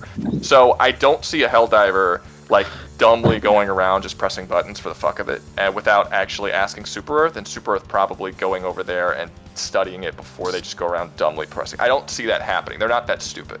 They actually do have. Well, even with the possibility, because he would try to manipulate him into pushing it and say whatever he thinks he could say to get him to push it, and he's already been eavesdropping on radio chatter and everything for a few hours before he even tries. But even to that point, Reaper, the Helldivers are so indoctrinated into Super Earth ideology that once they take over their planet, if a Pelican is sent for them, they'll just get on the Pelican. They know that means it's time to go. Yeah, I think this is kind of a situation where the Helldivers being so psychotically obsessed with Super Earth and serving them actually comes to their benefit. Well, because what if it was a younger soldier then? No, we're not going to do it from birth. We're not going to do younger soldier on this. Even if they send their smarter scientists, it took the smartest supercomputer, literally the second before the Halo ring was activated, to be like, yo, John, this is a trap before, and they can accidentally, like, while tinkering around with it, set this thing off because it's meant to go off. Hell, Guilty Spark can set it off once the flood is released. Yeah, I'm not saying it's impossible that it'll go off. I'm saying that a Helldiver is not going to go and press the button stupidly. Yeah, just I mean, even one of the Covenant at this point could have ran in and pushed a button at this point. You know, yeah, this clearly did not happen in the Halo universe. It was stopped by Master Chief and Cortana. How did they stop it? They had to destroy the ring by destroying literally all of its reactors. Is there a reason why the Helldivers? They prematurely fired it while it was still being built. No, that was the third. That was in Halo 3. Halo 1, the installation was destroyed because you had to remember the mission. You literally had to jump around, blowing up every single reactor in the room. That's the Pillar of Autumn exploding, not the ring. The Pillar of Autumn exploding destroyed the ring. Considering that in Helldivers, you could say the scientists of Super Earth or whoever are so good at taking technologies and improving upon them and making them more advanced, they clearly don't have idiots as scientists. I don't know. I mean, if you want to say that this will eventually come to an end because they press a button and just kill themselves and destroy all life, I guess we can. It seems like kind of a dull ending to the story, and I don't really think that's how it goes. It with a bang, just like they do. For how this could go. One person. I can't understand nobody. Go ahead. I do actually want to ask, like, the introduction of the Forerunners into the series. I'm not sure how the Helldivers would deal with the Forerunners in general, and I feel like the Forerunners, seeing how accelerated everything got as soon as Super Earth showed up, would probably have stepped in sooner if they could have. There's like 2 Forerunners left alive at this point. Yeah, I thought the Forerunners didn't exist anymore. There's only one Forerunner alive, and he's dead now. No, there's 2. There's the Librarian, and then there's the War Master. Dan, what are you referring to when you say Forerunners?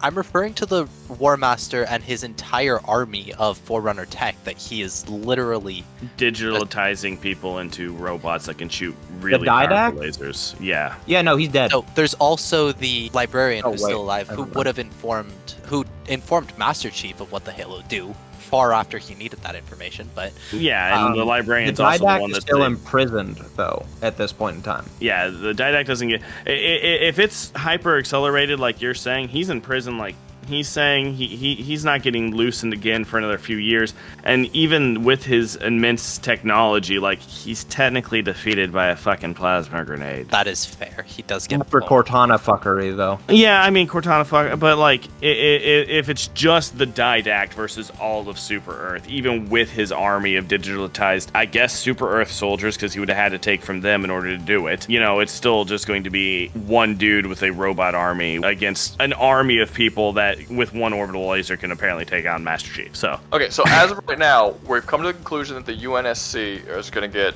defeated by the Super Earth. Have we decided whether or not the Covenant are going to get defeated? Oh, the Covenant easily gets beat. It just takes longer than the UNSC. A little longer? Okay, and then we've already decided that the Forerunners and the Didact aren't really going to do anything. So is the victory of Halo entirely based on whether or not the Flood get out? Yes. Essentially, yes, because like I don't think Super Earth has ever had to deal with a zombie-like virus that spreads via spores that are so tiny that they can even get through air filters. So I don't know I don't know how Super Earth would deal with that. It's not an infection, but no, not really. I mean, they're used to they fuck with spores because the bugs use spores. That's how they spread. So they do have, and like the gloom, for instance, is something that they're currently dealing with, which is like spreads through multiple ways. By the way, you keep going. Yeah, no, he was just talking about the tiny spores are able to get through even the most advanced air filtrations. Yeah. They can get through even the most. They're advanced living air cells. filtration. They can eat the fucking filters. Yeah.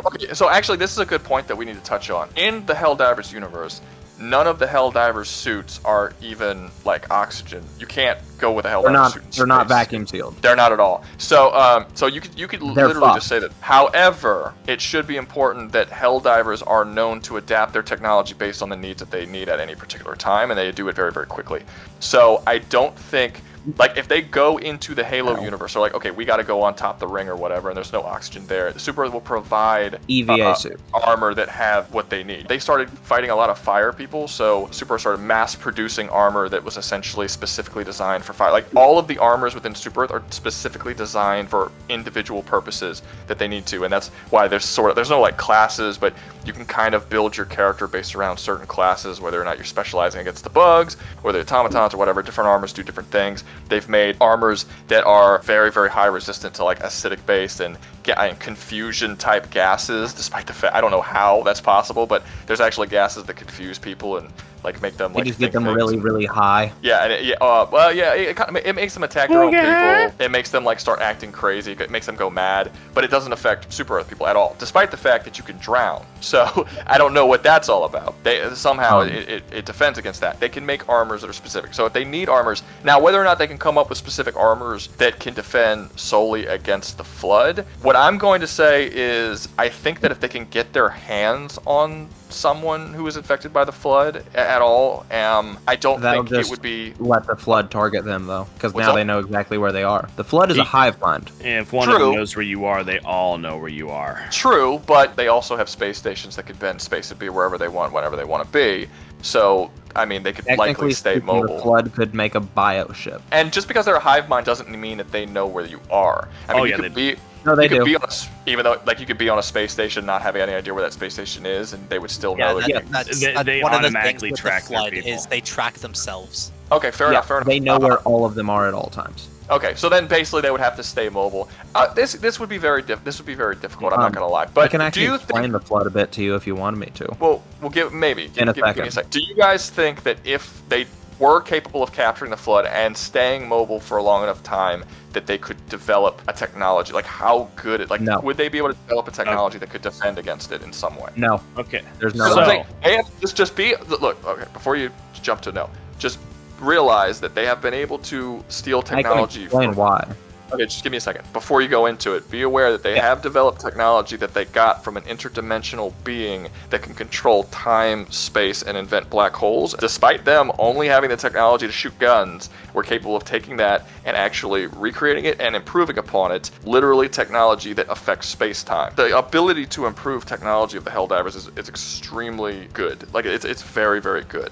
But Can I go get ahead. a first, Reaper, or you? The Flood is incurable. It is 100% impossible to cure. In the Halo universe, you have to explain to me hold why on. it would be. The Go ahead. Forerunners tried to cure them in every way. Medicine, everything. One of their methods was actually to completely digitize this person's consciousness, destroy every cell of their body, make a new biological body that was completely uninfected by the Flood, put the consciousness back into this new body, and that body was immediately took over by the Flood, and it turned into a Flood combat form. Instantly. It is directly tied to your entire being. There is no way to get away So from it's it. like, well, you say it's the being, but if it's digitized, it's not the being. So It's like mind, No, it's not, but consciousness. It's mind, it's soul, bullshit and space body. magic. Bullshit, yeah. So here's it's the the demonic corruption. in a sense. Yes, except yes, for the, actually, except for it the looks a demonic lot corrupt. like Doom, but without the superheat. So just to give you an idea, Reaper, you said that it's impossible, it can't be done, and I said in Halo specifically. Doom Guy, for instance, if he was in the Halo universe, would not be infected by the Flood. That is That's also still because Doom Guy arguable has because it's ridiculous not amounts of plot corruption. armor. He still He has is- a biological body. No, Doom Guy's power, like his main power, is he is incorruptible in body, mind, and soul. That's That might how be the true. that's how the demonic Flood corruption works. have multiple ways of infecting. That's Okay. But, They can but let literally me put it just this way, Reaper. pass an Doom Guy, infection form to you and take over your nervous system. That's their main form of infection. Sure, but that you're affecting their body. Doom Guy cannot be affected in body, mind, or soul by anything. Doom Guy would essentially be coming in as a piece of a god. So in the Halo universe, he would almost essentially be the same as a precursor, and the precursors can't be infected. Well, by the Because end they of Doom and the Ancient Gods Part 2, it's not a piece of a god. He's just straight up god. Yeah, I know. He became a full god, but He's just throughout god. most of his story, he is just a piece of God. He's Piece an of- No, Yes. unending that's not true. That's not true. So he's actually a primeval, which is essentially a being that is created by the universe itself for the sole purpose of enacting a particular purpose, basically. Yeah, and his purpose is to bring balance to the universe by wiping out the demons. He essentially cannot die or cannot be stopped from achieving that goal under any circumstances. He's even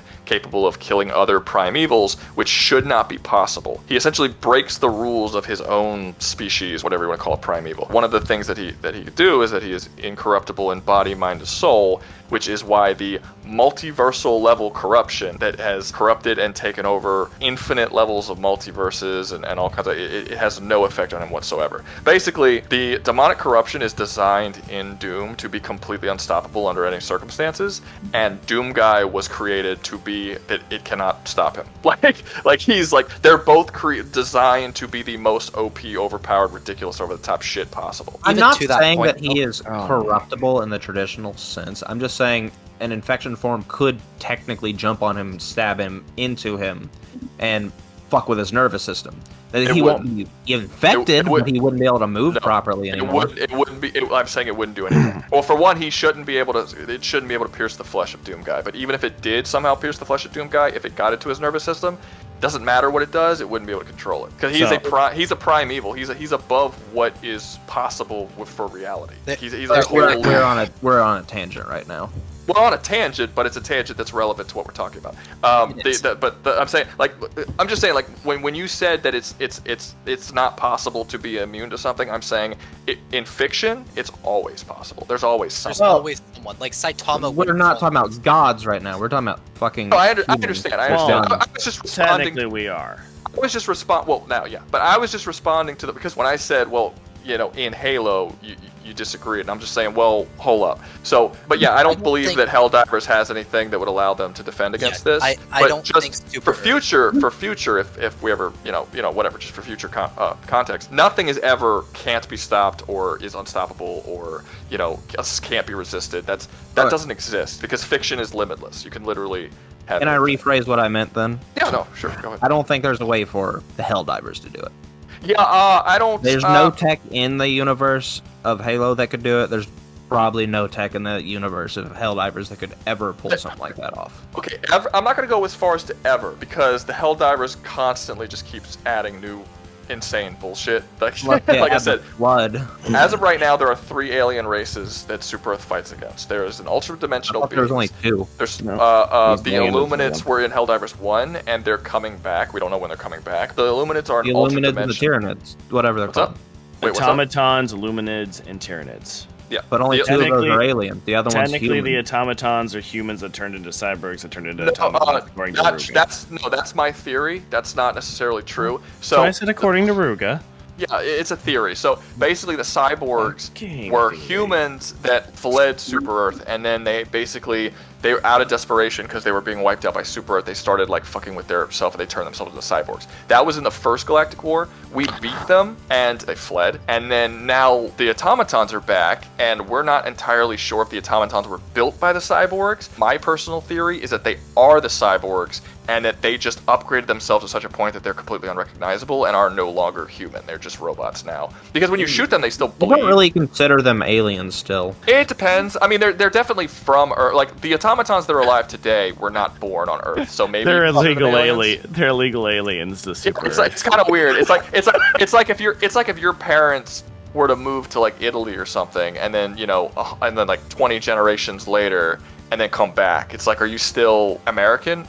Probably not. You know what I mean? It's like, I don't consider myself, from Europe, even though my parents are probably from Europe. It's a questionable thing. Who knows? I don't think it would be wrong if you called them aliens or not aliens. Either way, to be honest with you, it's kind of up for debate. But what we can all agree on, though, is that the automatons are socialist bastards who will eat your children. Well, that's what Super Earth tells you. Yeah, no, you don't disagree with it because it's treason if you disagree with it.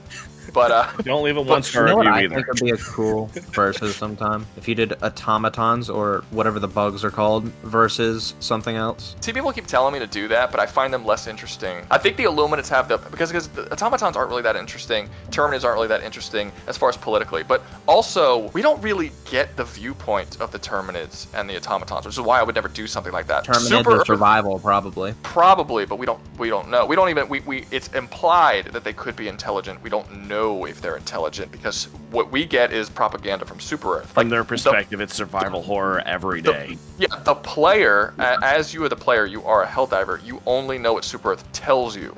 So we believe that the automatons are a bunch of socialists that want to eat your children because that's what Super Earth tells us. But it is also illegal to speak to anyone who's not from Super Earth. It's considered an act of treason to talk to a automaton.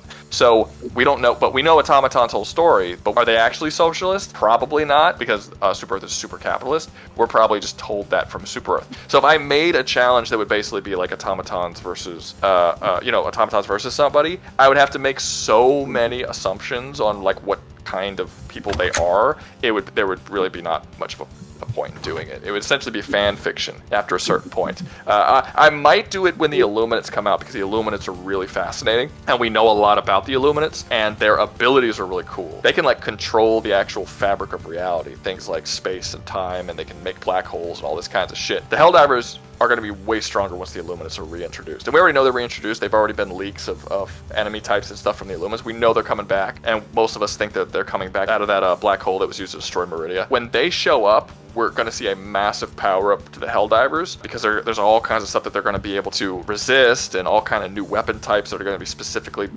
introduced in the game to combat against the Illuminates, because that's what happens with everything. Like every time they have a new enemy type, they introduce new weapons to fight that enemy type.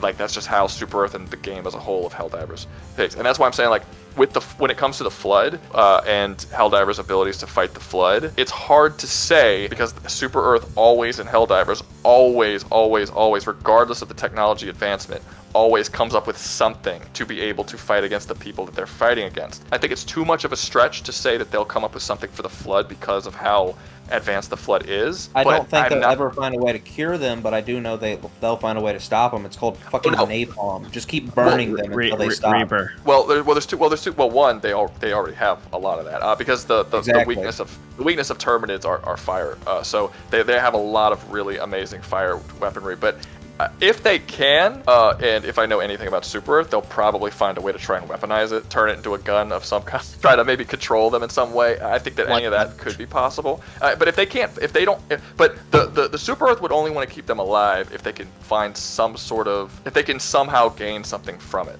Like, the only reason why the Terminids are alive is because they like to get their blood and use it as oil. There is no other reason for them to be alive. If they could just napalm a planet and kill all of the if that's all it takes is just napalming planets, then I don't that much.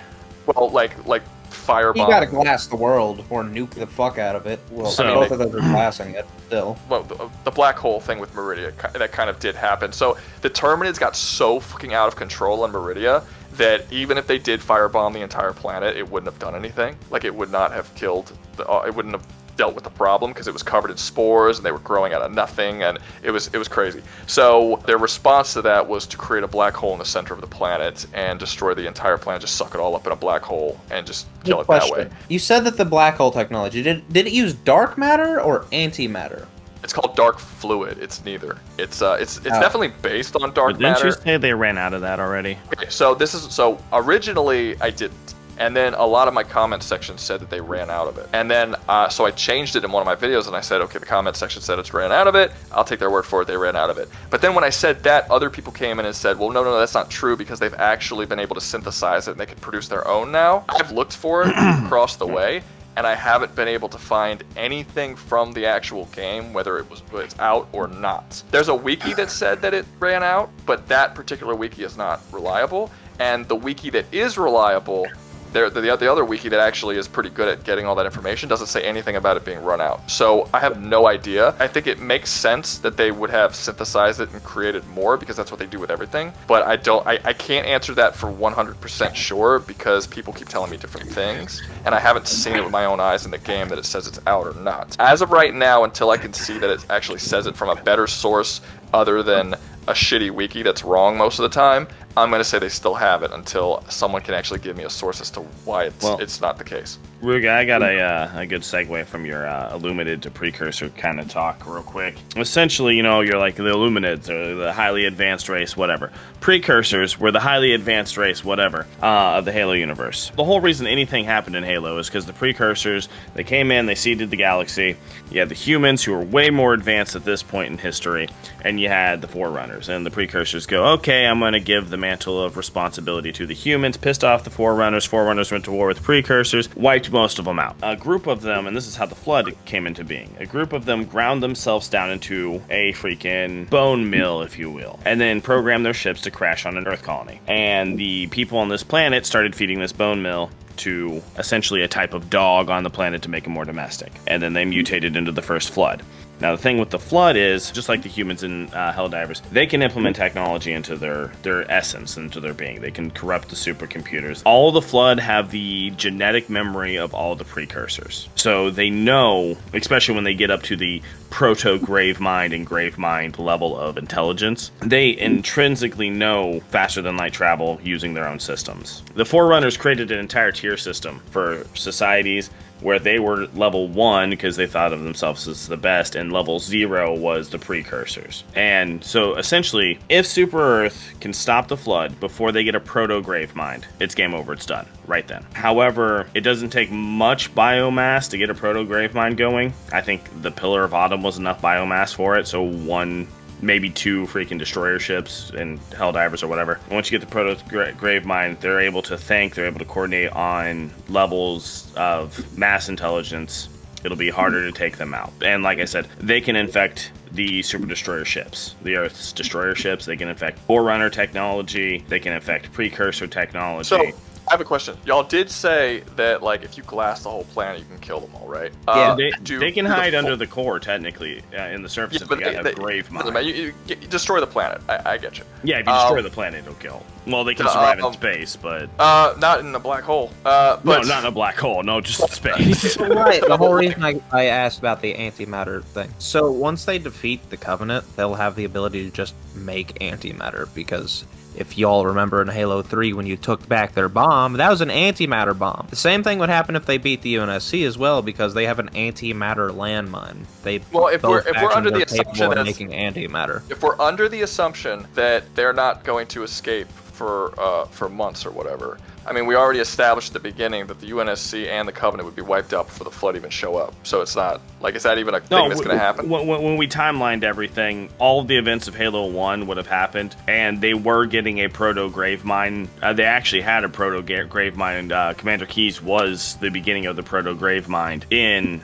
Halo 1. So they were already creating a proto-Gravemind by the time we had theoretically guessed that Super Earth would have made it to the first ring. There was already a Gravemind, too. Yeah, but that was on the other installation. That was the one that kidnaps both Master Chief and the Arbiter in the second game, right? Yeah. So how would the Flood having dark matter, whatever, help? Oh no, he was saying that Super Earth would have Super Earth would be able to make more planet busting weapons with the antimatter technology they would get from the Covenant and the UNSC. Anything the UNSC and the Covenant get before they're wiped out, they would apply it to themselves. Honestly, if you talk about the whole AI and stuff, they would probably get super advanced AIs as well. They would likely get... The scariest thing to me would be them getting Max. This is a Paris Mac, a Paris-class heavy frigate. It's one of the lightest Macs that we actually know the weight of a round of. And yeah, it's already hitting at 4 gigatons. What the fuck is Super Earth going to do with Max? They would make it stronger than it already is. That's the general rule of Super Earth. If they get a technology, they make it better than the people who had it, regardless of how good Super Earth's technology. Like it shouldn't be possible. Like it should not be possible that they can use technology better than the Luminants do, their own technology, and improve upon it and make it better. That shouldn't be possible, because you're looking at, that would be like ancient people from Egypt getting a computer and then building a supercomputer that's better than a computer that we can make today. Like it's so insane over the top how it would be. Yeah, that's basically what Super Earth is. They take shit that's vastly more and just make it better. And it's like, how did you do that? That shouldn't be a thing. Like I think I said this in a video too. They took the Terminid acid. Their acid evolved to be like a way, because originally they weren't fighting either, but they have really, really fast evolution, so they adapt to things. So far they haven't adapted to the fire, but I actually think there might be a chance where we'll eventually get bugs that are really, really high defense to fire as well. But yeah, they developed weapons on their hands. They developed the ability to fly.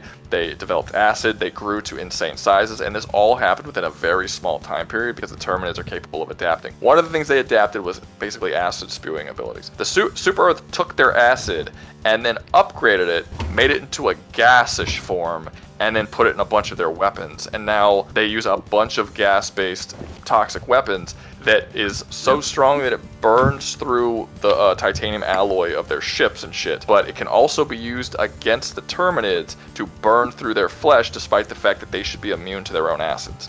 It just burns through them. It can also cause confusion. It's like significantly better than the acid that the Terminids have. And like I said, this is just example after example after example of Super Earth doing stuff like this, which is why I'm not going to say 100% that Super Earth would not be able to deal with the Flood, because they've done so many unbelievable things when it comes to adaptation and like creating technology that can overcome things that should not be able to, that I'm not going to say the percentage is like more than 50% they'll win. I'm not going to say that, but I don't think the percentage can ever become 0 that they'll survive, just because of how good they are at doing that. Even if it's 5% or 10% or whatever, I don't think it ever drops to 0. Now, see, if we had dropped back to ancient If they're going to humans, be using Forerunners, and Covenant, ancient Covenant, I don't think Super Earth would have stood a chance, because the technology back then, like massive Spartan lasers, don't punch through the basic bitch shielding. So first, no. Obviously, at first, that they wouldn't be able to do anything, but it would just be, it would, like I said, it's their ability to adapt and overcome what they come into. Oh, no, I was think just they could, because Forerunner ships are just throwing planet-busting attacks every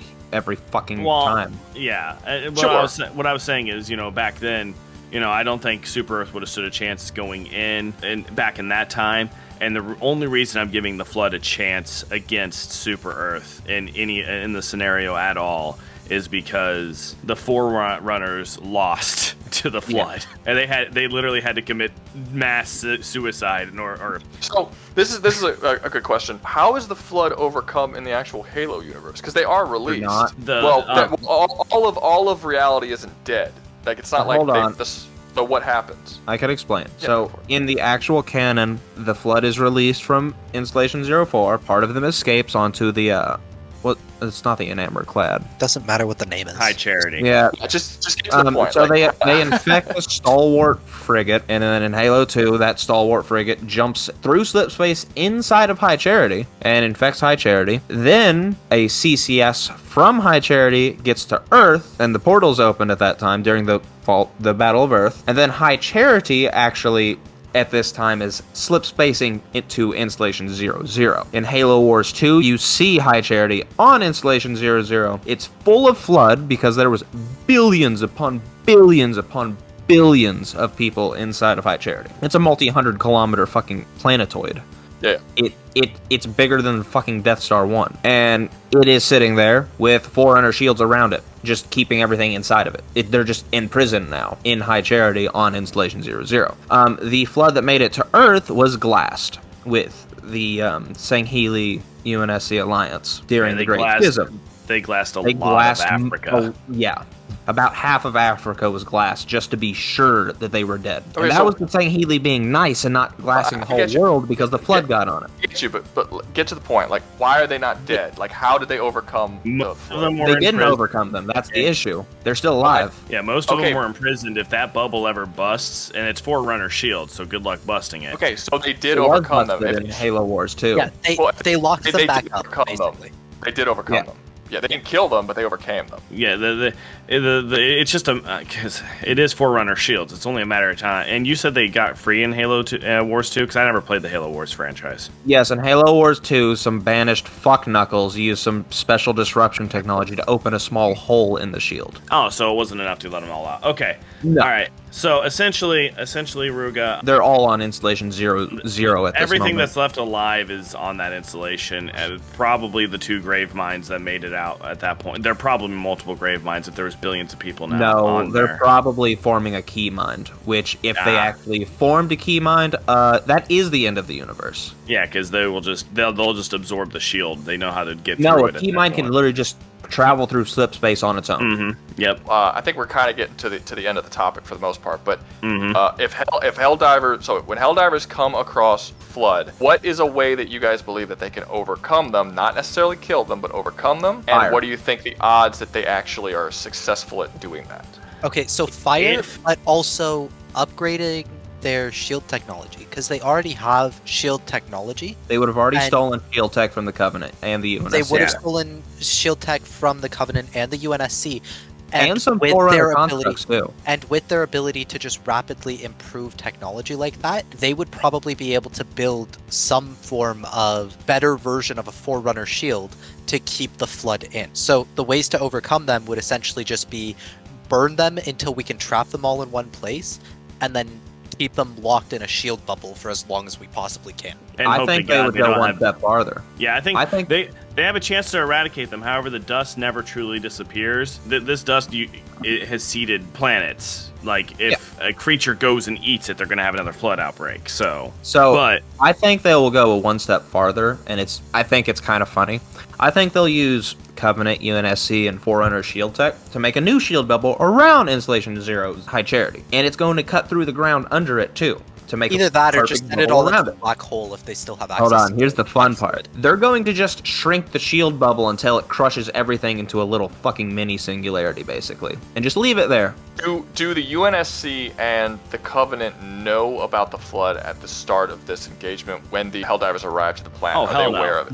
No. We are putting them in with- at the start of the Fall of Reach, so that's with before... the timeline that we gave you, they all basically the Helldivers are approaching the installation 004 at the same time that basically the Flood Covenant is falls. just being noted released. Because I was thinking like the possibility of if they end up overcoming the UNSC and they overcome the Covenant, they would also get any kind of information that those people might have. And basically, and then they would. And they would get information on the Flood. The Covenant has a lot of information on the Flood, actually. They know them as... I don't remember the term they use, but if you remember in Halo 2, Dan, they specifically knew that the Flood existed, and they already had procedures to glass the entire planet because they were there. So if the Helldivers get that information from the Covenant, they defeat the Covenant. Then at some point the Flood show up. They'll put 2 and 2 together and just burn everything, or just glass everything. Or they might say not. Yeah, or they might just not risk it and then black hole the fucking planet. That would too. that with be the it? antimatter they have. That would be it for the Flood. Yeah, if the Essentially, Flood yeah. if the Flood can't get a key mined, then yes, the Helldivers would win very easily. If the Flood get a key mined, I doubt they'd be able to win just because of their traveling capabilities at that point. They become a class It's 0 God. civilization. They basically become God and can phase in and out of reality. Yeah, Okay. That's an end of the universe scenario. Like, And it's the size of a moon, and it can literally produce biomass from nothing. Well, it is. I don't know about the size of the moon and producing biomass for nothing, but it is No, arguable. that's what a key mine does. No, That's I just- know. I'm referring to what I'm about to say. I don't know Okay, about sorry. that, but I do know it's possible that the Illuminates are also phasing out of reality. We're not entirely sure. The universe that they are from is like this higher plane of existence, sort of alternate dimension. We don't know a lot about it. Again, most of the stuff that we get information-wise is just propaganda from Super Earth, but it's implied that it's a higher dimensional plane, and Illuminates are essentially like a godlike beings. It's possible that if they get to that point, again, not with the other stuff that Reaper said, but with the whole phasing in out of dimensions, it's possible that the Helldivers can actually deal with something like that, but not the other stuff. We kind of came to the conclusion of how the Super Earth would win. Like it would take out the UNSC, it would defeat the Covenant, it would go after the Flood, it would have to get the Flood very early on, and it would have to essentially destroy the planet the Flood appears on before it spreads to other worlds, and then that's going to become a problem. On the flip side, how exactly would Halo and the Halo universe overcome Super Earth? Would it be possible for them to do so before getting wiped out? Yeah.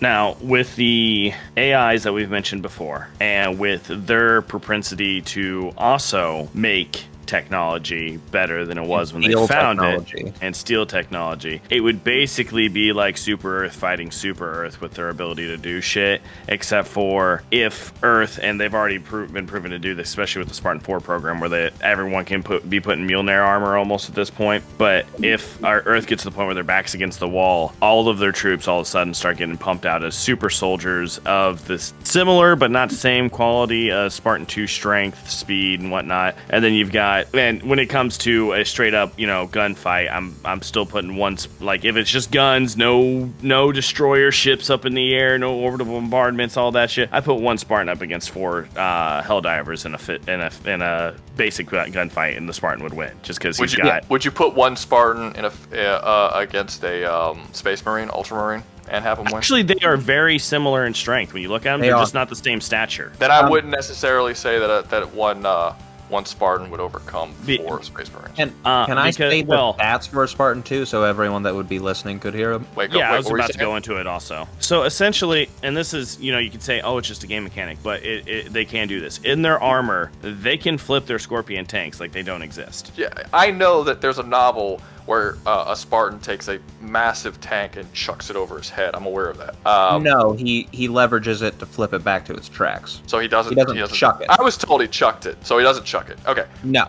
If he uses leverage. Yeah, I don't really care how physically powerful they are, because when it comes to a war specifically, your physicals aren't really going to matter. It's really more so not only what guns does he have, but also what does he have outside of guns that gives him a wider variety of things he can personalized shield around their body that would probably stop most of the all Spartans have an energy shield. Yeah, but those energy shields are extremely weak to plasma, I've heard. They are extremely weak. That's more of a game mechanic mostly, but yes, shielding is more weak to plasma because it's hotter.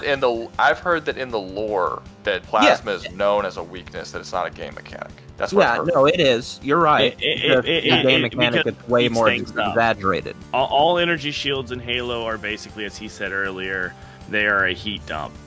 Kinetic round is going to do less heat damage, mess with those generators a lot less than a highly charged plasma round. Fucking napalm does more damage to shielding than a gun. Yeah, they do have their personalized shields. They do technically have a secondary personalized shield that they have access to with the bubble shields from Halo 3, which stop anything that hits them one time. And they can fire back out of them, too. And they can fire outside of their own shields. So yeah, the Helldivers have the exact same shield. They can freaking... Except this one can stop basically anything. Yeah, okay, fair enough, yeah. No, I'm just saying a bubble shield. Like something that shoots in, that can't shoot in, but shoots out.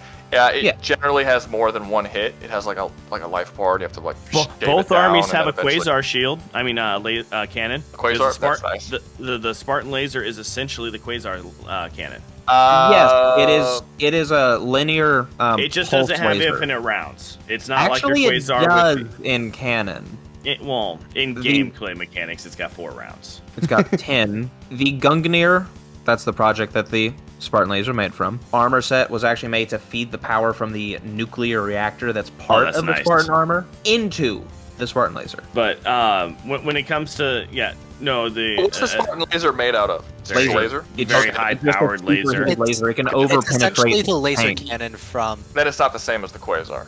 Quasar is actually like a thing. Like Quasar is extremely powerful nuclear energy that's like essentially condensed into a single it's a Kasaba howitzer. I don't know. Maybe? A Kasaba howitzer is a nuke going off that shoots nuclear plasma in a straight line. You can go to Wikipedia. It's really fucking cool. Hold up. Let me Google it, because I'm going to Google what Quasar is, because I know it has like a legitimate name, and I'm forgetting what it was, but I know it's nuclear. Okay, here it is. A Quasar is a rare, extremely luminous, and distant type of active galactic nucleus that emits intense radiation and radio waves.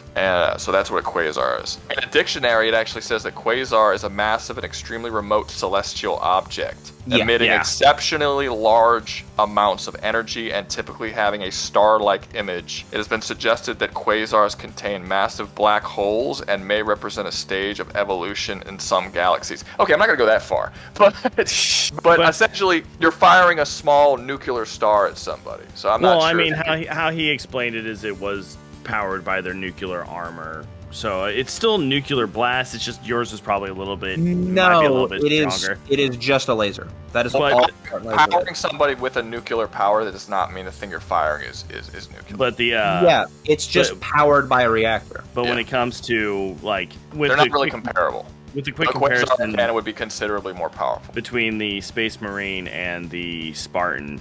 Would be Spartans have better radar systems. They have slightly faster reflex time. They're I'm just normal. saying, I came to the conclusion when making that Space Marine versus Helldiver video that while it's more likely that a Space Marine would overcome a Helldiver has the means to defeat a Space Marine. So if that's the case, and you're saying that they're kind of comparable, I'm not necessarily sure that one Spartan the Spartans all have combustion weapons though, so that's at least a point there. And a weird fact about the UNSC, their weapons all have lighter ammunition that fires at a higher impact velocity. They do more damage, so they also use 7.6x10 NATO rounds. 7.62 by 51. They use those rounds. Basically. Just like the modern military does, the NATO rounds. However, theirs is a third of the weight and do 11% more impact damage when they hit. So they're lighter and they go faster. It's just a weird fun fact about the Halo universe that I found out. So you're saying that you don't think that they would be better than a Space Marine, but there's a few factors. No, I said they're including. pretty much on. Oh, him. Oh. No, Rouga. I'm not saying physically. He's not caring about Space Marines. I didn't say they wouldn't be more than a Space Marine. I'm going with what you guys said. You guys said that Spartan and Space Marines are kind of comparable. What In I'm strength, saying, yeah. but not all around. Okay, so in an actual fight, you don't think that Spartan is faster. comparable? A Spartan is faster. They're more nimble. They literally do backflips on the regular to fuck with the enemy. I mean, that's fine. Okay. They have radar. They have motion sensors. How fast is a Spartan? How fast is a Spartan? 60 miles an hour. They can run as fast as a cheetah. That's not the average. The average is 34.2 miles per hour. That's the bare average. The fastest Spartan can run 60 miles per hour. Okay, then they're not fast. Then they're not faster than Ultramarines or any Space Marine. They're not the same. That's just the average sprint speed. That's not including adrenaline rushing. You argued earlier for the an average- hour about averages, dude. The average for Space Marines is 60 miles an hour. That's the average. That's not the maximum. There are Space Marines that can go 80 or over 100. They're faster. But they don't have better reaction times, which is just a fact. The 20 millisecond reaction time for a naked Spartan 2. Yeah, Sure. Space Reaction time Marines doesn't- don't have it, but reaction time doesn't matter if you can't dodge. 5 milliseconds when they're in armor. This conversation is about whether Helldivers would overcome a Spartan or not, right? The point that I was getting to is if a Helldiver can kill a Space Marine, and y'all pretty much agree with me that it's possible. It's not most likely, but it's possible. Yeah. I personally think that 4 Helldivers would have no issues killing a Space Marine. I think that's just too much, just the numbers. But someone said that a Spartan, y'all think that a Spartan and a Space Marine are about comparable. Why do you think that one Spartan would be able to fight and take out 4 Space Marines even without stratagems? I don't. Like, even with stratagems, a well-placed hit to the back of the head disconnects the Spartan from his armor. I don't think it needs to be to the back of the head, honestly. I mean, if you're talking about their energy shields having a weakness to heated weapons, which the Helldivers have countless heated weapons, as we just established, one of them is like a fucking tiny nuclear star being shot at you. I don't think their energy shields are going to be all that useful for them. If we're talking about, even if we're talking there's about, a thing here. What? Spartans operate in the same exact way that Helldivers do, in 4 to 6 man squads. They always do. They don't do lone wolf bullshit. unless you're Master Chief. Well, that's only because he's one of the last Chief Spartans who's alive at that moment. Master Chief is also the odd man out in like everything. Yeah, his whole squad's dead. One's comatose. But no, he's just one of the last Spartans who's alive. One of the last 13. The reason I say that a Spartan would probably beat 4 Helldivers is because when it comes to the physical capabilities of a Helldiver, they are pretty much on par with your peak athlete human, which all the ODSTs are on board with your peak athlete human. I would disagree with that. They're peak athletes. That's not a dig at them. They are really fucking strong. They are Olympic level athletes. Every last one of the Helldivers. No, I would say that if you actually took a Helldiver and transferred him into the real world, he would be vastly more powerful than an Olympic athlete. The stuff that they do shouldn't be possible for human beings. The guns they fire. Stamina, yeah. No, not just stamina. I mean, the guns they fire with the caliber of weapons that they fire, it should not be possible for a human being to fire those weapons. Especially without flying backwards. Like like What are you talking about? They shoot the ground in front of them and they fly backwards. They're capable of punching through and completely obliterating the face of an automaton, which has a titanium alloy skull. They're not human. They are human in the world of Helldivers, but if you actually just look at the things they can do, it's clearly not human.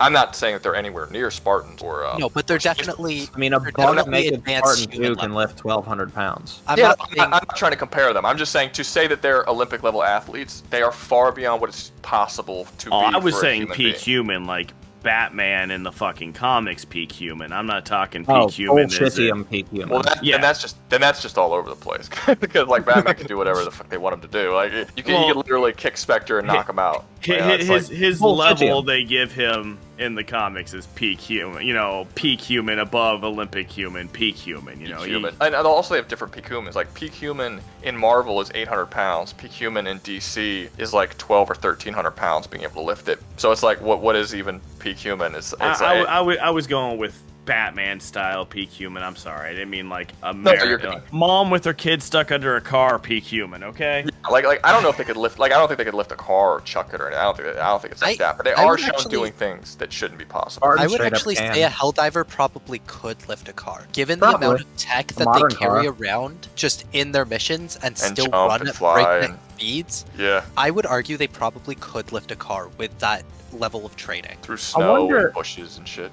I would legitimately want to watch barely a move. Spartan 2 and a Helldiver arm wrestle. The Spartan would win. Shit, in a fist fight, a Spartan, like John at the age of 14 almost killed 3 ODST. Yeah, I know. I'm not trying to say that a Helldiver can flip a well-placed tank. hit to the back of the head, and John is incapacitated. I don't think it needs to be a well-placed. well-placed. That's not how that happens. I don't think you it have needs to have be the strength to do it in the first place. I don't think you also have to have the strength to punch through the shield. I don't think it needs to be a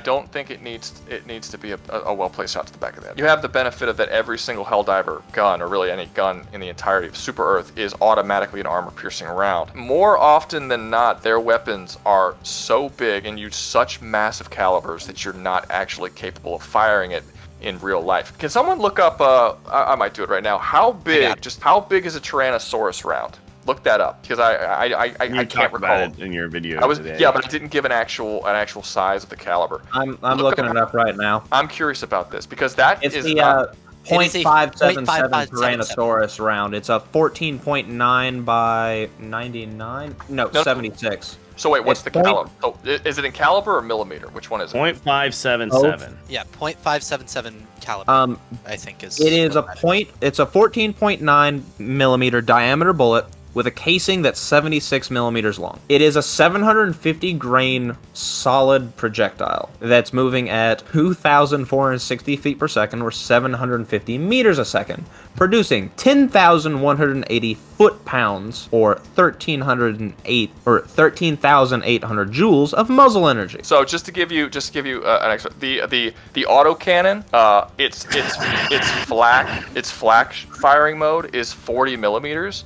Which is more than double what a heavy bolter is that is shot from by a Space Marine. Yeah, it's like 40 millimeter grenades, full auto, but they're bullets. Yeah, so it's just if that hits background. Yeah, if that and it also is set to explode. So even if it wasn't going to explode, which it does explode, but even if it didn't explode, that bullet hitting you, no human should be able to fire that gun. But also, No, it's definitely fireable. It's only a 40 millimeter Boffer, but on your shoulder. It's just going to hurt a lot. Well, no, I'm saying that would be. I'm saying that would be that you shouldn't be able to fire that while standing up. That should be a mounted gun somewhere. But it's not a mounted gun. He just carries it around and he jumps around with it and he fires it, and it doesn't make it.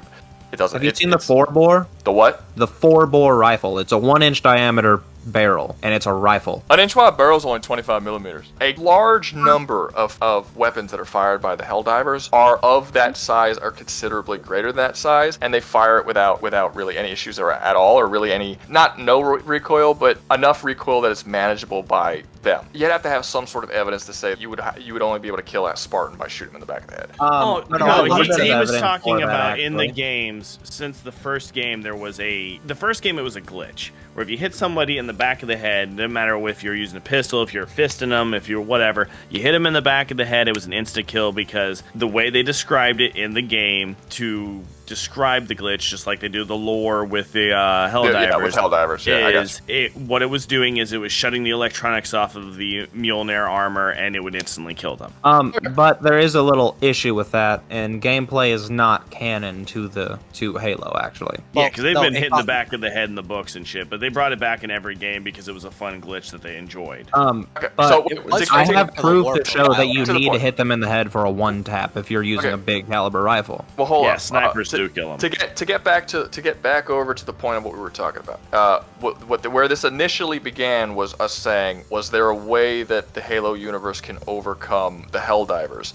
We really haven't gotten that nailed down. Y'all said the Spartans, but we've already established that there aren't that many Spartans, so I'm not sure how they would be able to be the Wincon here. I can I give don't you think a win Halo con if you want me overcomes to. Super Earth if they are moving into Super Earth space. Like, if Halo is moving straight into the Super Earth galaxy, the way we had Super Earth move into Halo originally. That's going to be up to you guys of how y'all think that those characters would react. I mean, if those characters are the type that would just defend themselves and not go into Super Earth space, then that's fine. Based on what you guys said earlier, it seems like they don't have the numbers to properly invade Super Earth space, even if they want Definitely don't. So I have one win con, basically. That's it. to. Go for it. So the win con has a caveat of basically Super Earth only being able to establish a foothold on one planet. And they have to establish themselves on that planet and build up, which would take way too long. Let's say they only had the ability to put enough forces through the portal to establish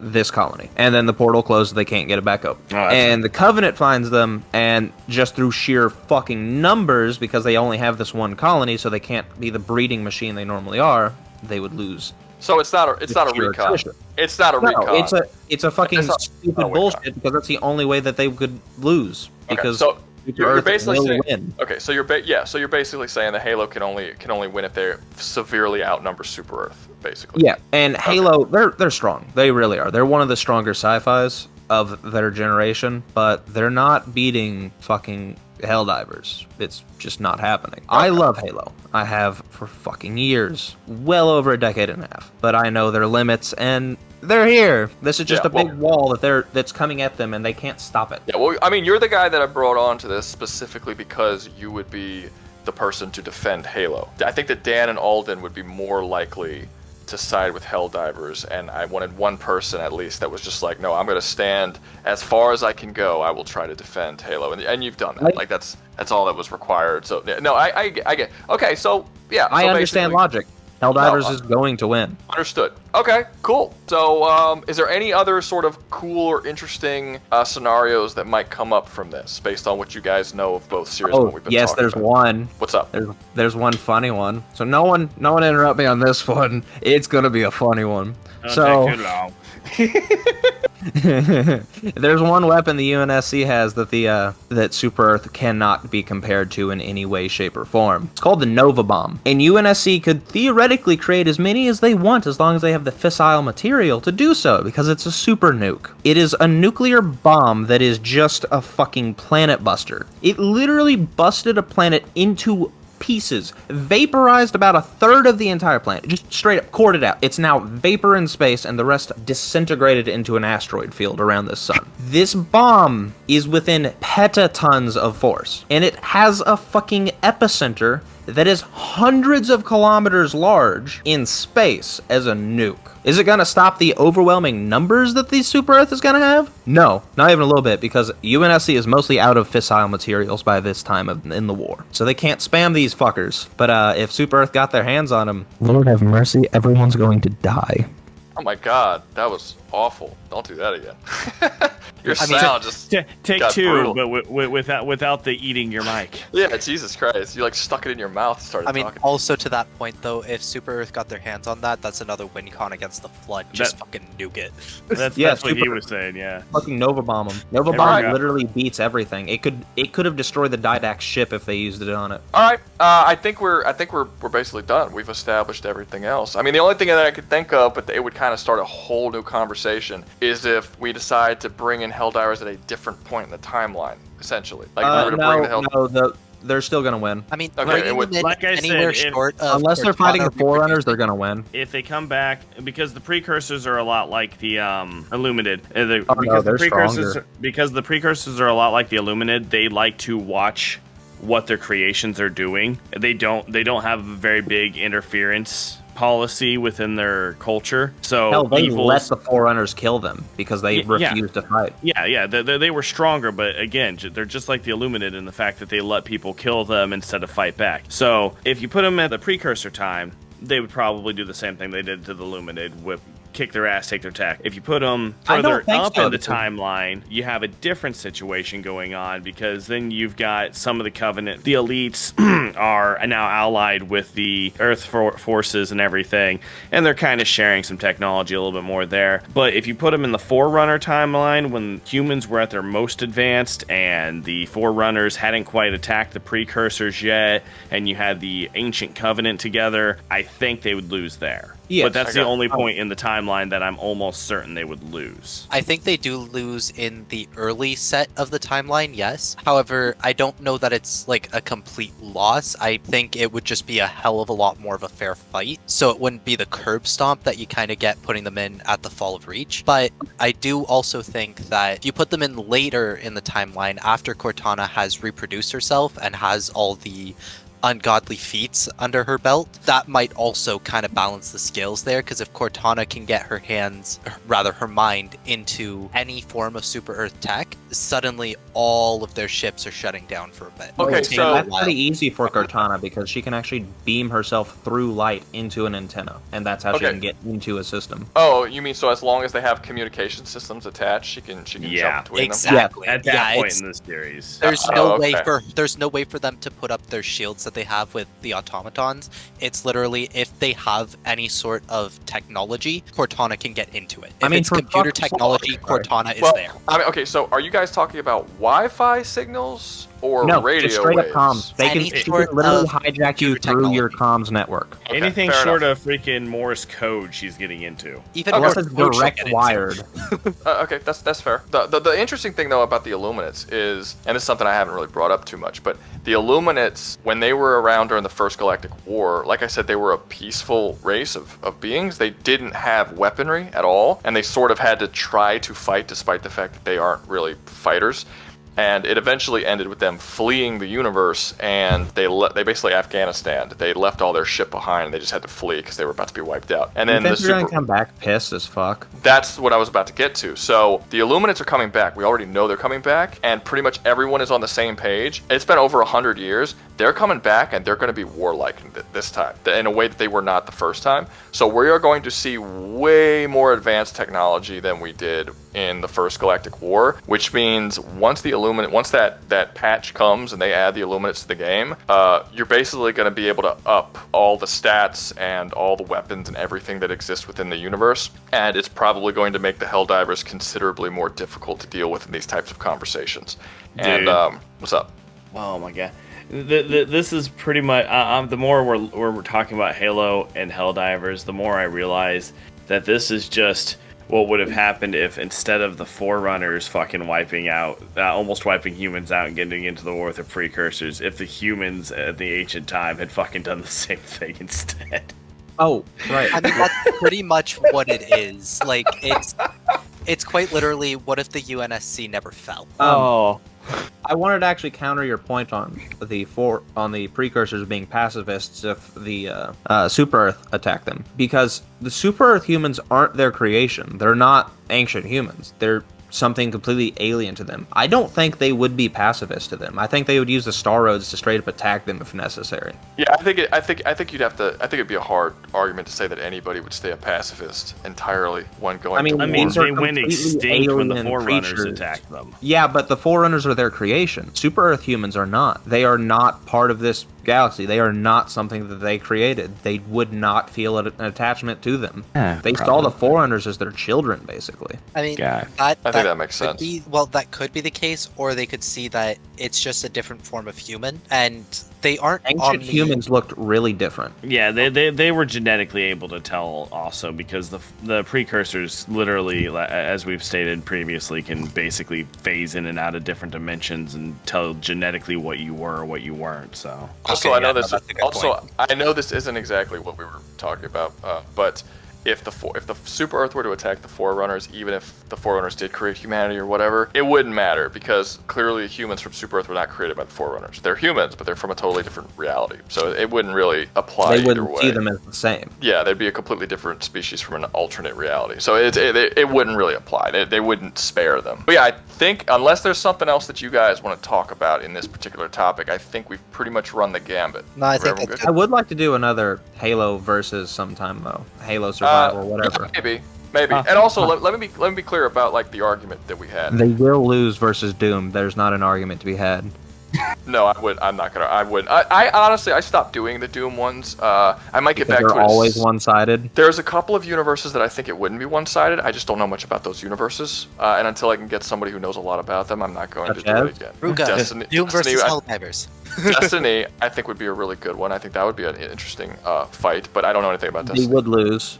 yeah, Destiny Corruption. would lose. They don't have enough. Yeah, I don't have the hacks. they don't have the forces to survive against even Oh, that's not an issue. The people, whatever the fuck they're called, I forgot. The ones that the ghosts are attached to, they're immortal. They just keep respawning. You kill the Respawning is- ghost. You kill the Only- ghost. You kill them permanently. Yeah, Well, that's what it Not takes. only can you just kill the ghost, but if you just drive the Traveler out of there, the ghost can't respawn without the Traveler's light. Or you just infect the fucking But- traveler with the corruption. Yeah, Yeah, that exactly. And then everything's corrupted at that point. And then everything. No, Destiny loses. there's two anime verses that you could throw them up against that they would lose in because they just erase the entire concept of concepts. It's Oh, I know ridiculous. one you're talking about. I forgot Oh, its name, Chainsaw but Man? it's stupid. Anyway, no, yeah, that would Erase Actually- color blue just to be petty to a painter. That actually wouldn't necessarily mean anything because, like I said, primevals do create concepts, and they are beyond what concepts are. That's the whole point of primevals. This This- dude this character deleted can- the concept of blue. He said No, blue he- doesn't he's- exist anymore. The sky turned red. But all of reality were created by the primevals. They created what concepts are. They created the color blue, and they can erase it if they wanted to as well. They're at the end above of his that. series, he erases the concept of concepts. Yeah, no, he's overpowered. Like It- nothing. I'd have to think about it. That might do it. You know what? I don't know. This We'll is see. a conversation for another time. Don't Yeah, you? yeah. Recording. But that'd be an interesting one I'm for a just saying, future don't video. do Doom versus Halo because it's so one-sided. It's not Would even never- fun. Yeah, I no. think have I already put? I think I might have already done it. I don't know. I think I don't you remember. Anyway, did. point is, yeah, Doom. I wouldn't make it like a one video. I'd put them in like a 4v1 or whatever. Anyway, point is, another one I would like to at some point redo Warframe with someone who actually knows shit about Warframe. That's another one that people keep telling me like that they would do much better than I made it seem, and it's just because I don't know a lot about Warframe. I would like that's another one, but there's not really that many. But really, Doom is one of the strongest verses, especially if we were talking about video games. So it's very I hard can't to find. think of one stronger, really. It's stupidly overpowered. But anyway, that's another thing. We're done for today. Thank you everybody for stopping by. I hope you guys enjoyed this sort of version of my videos. If you guys like this kind of stuff, we'll do it again. Just let me know in the comments section. Also, Alden, if you want to tell them who you are and where to find you and all that. Yeah, I've got a YouTube channel, Alden Floor Gaming. I tend to stick with Souls-likes, but I've been branching out a little bit. I'm sticking with the RPG genre, though. And I've got a video coming up here in the next couple weeks about if Rouga was wrong with his Ultramarines video. So Yeah, and check clearly that out. I'm not because I'm never wrong, obviously. But yeah, so Even I'll though put you a got link. Math wrong. Math. I'm not. He what am doesn't I- pay the math budget. What am I, gay? Okay. No, but yeah, Alden, link to Aren't you? Alden's channel is going to be down below in the comments and the thing. I'll put a link to his channel if you want to see what description? something is about. Anyway, that's going to be all for today. Hope you guys enjoyed the video. If you did, make sure to like, subscribe, comment, share, and join the membership. Remember, if you join the membership, you will get videos early. And you all stay safe out there. You hear.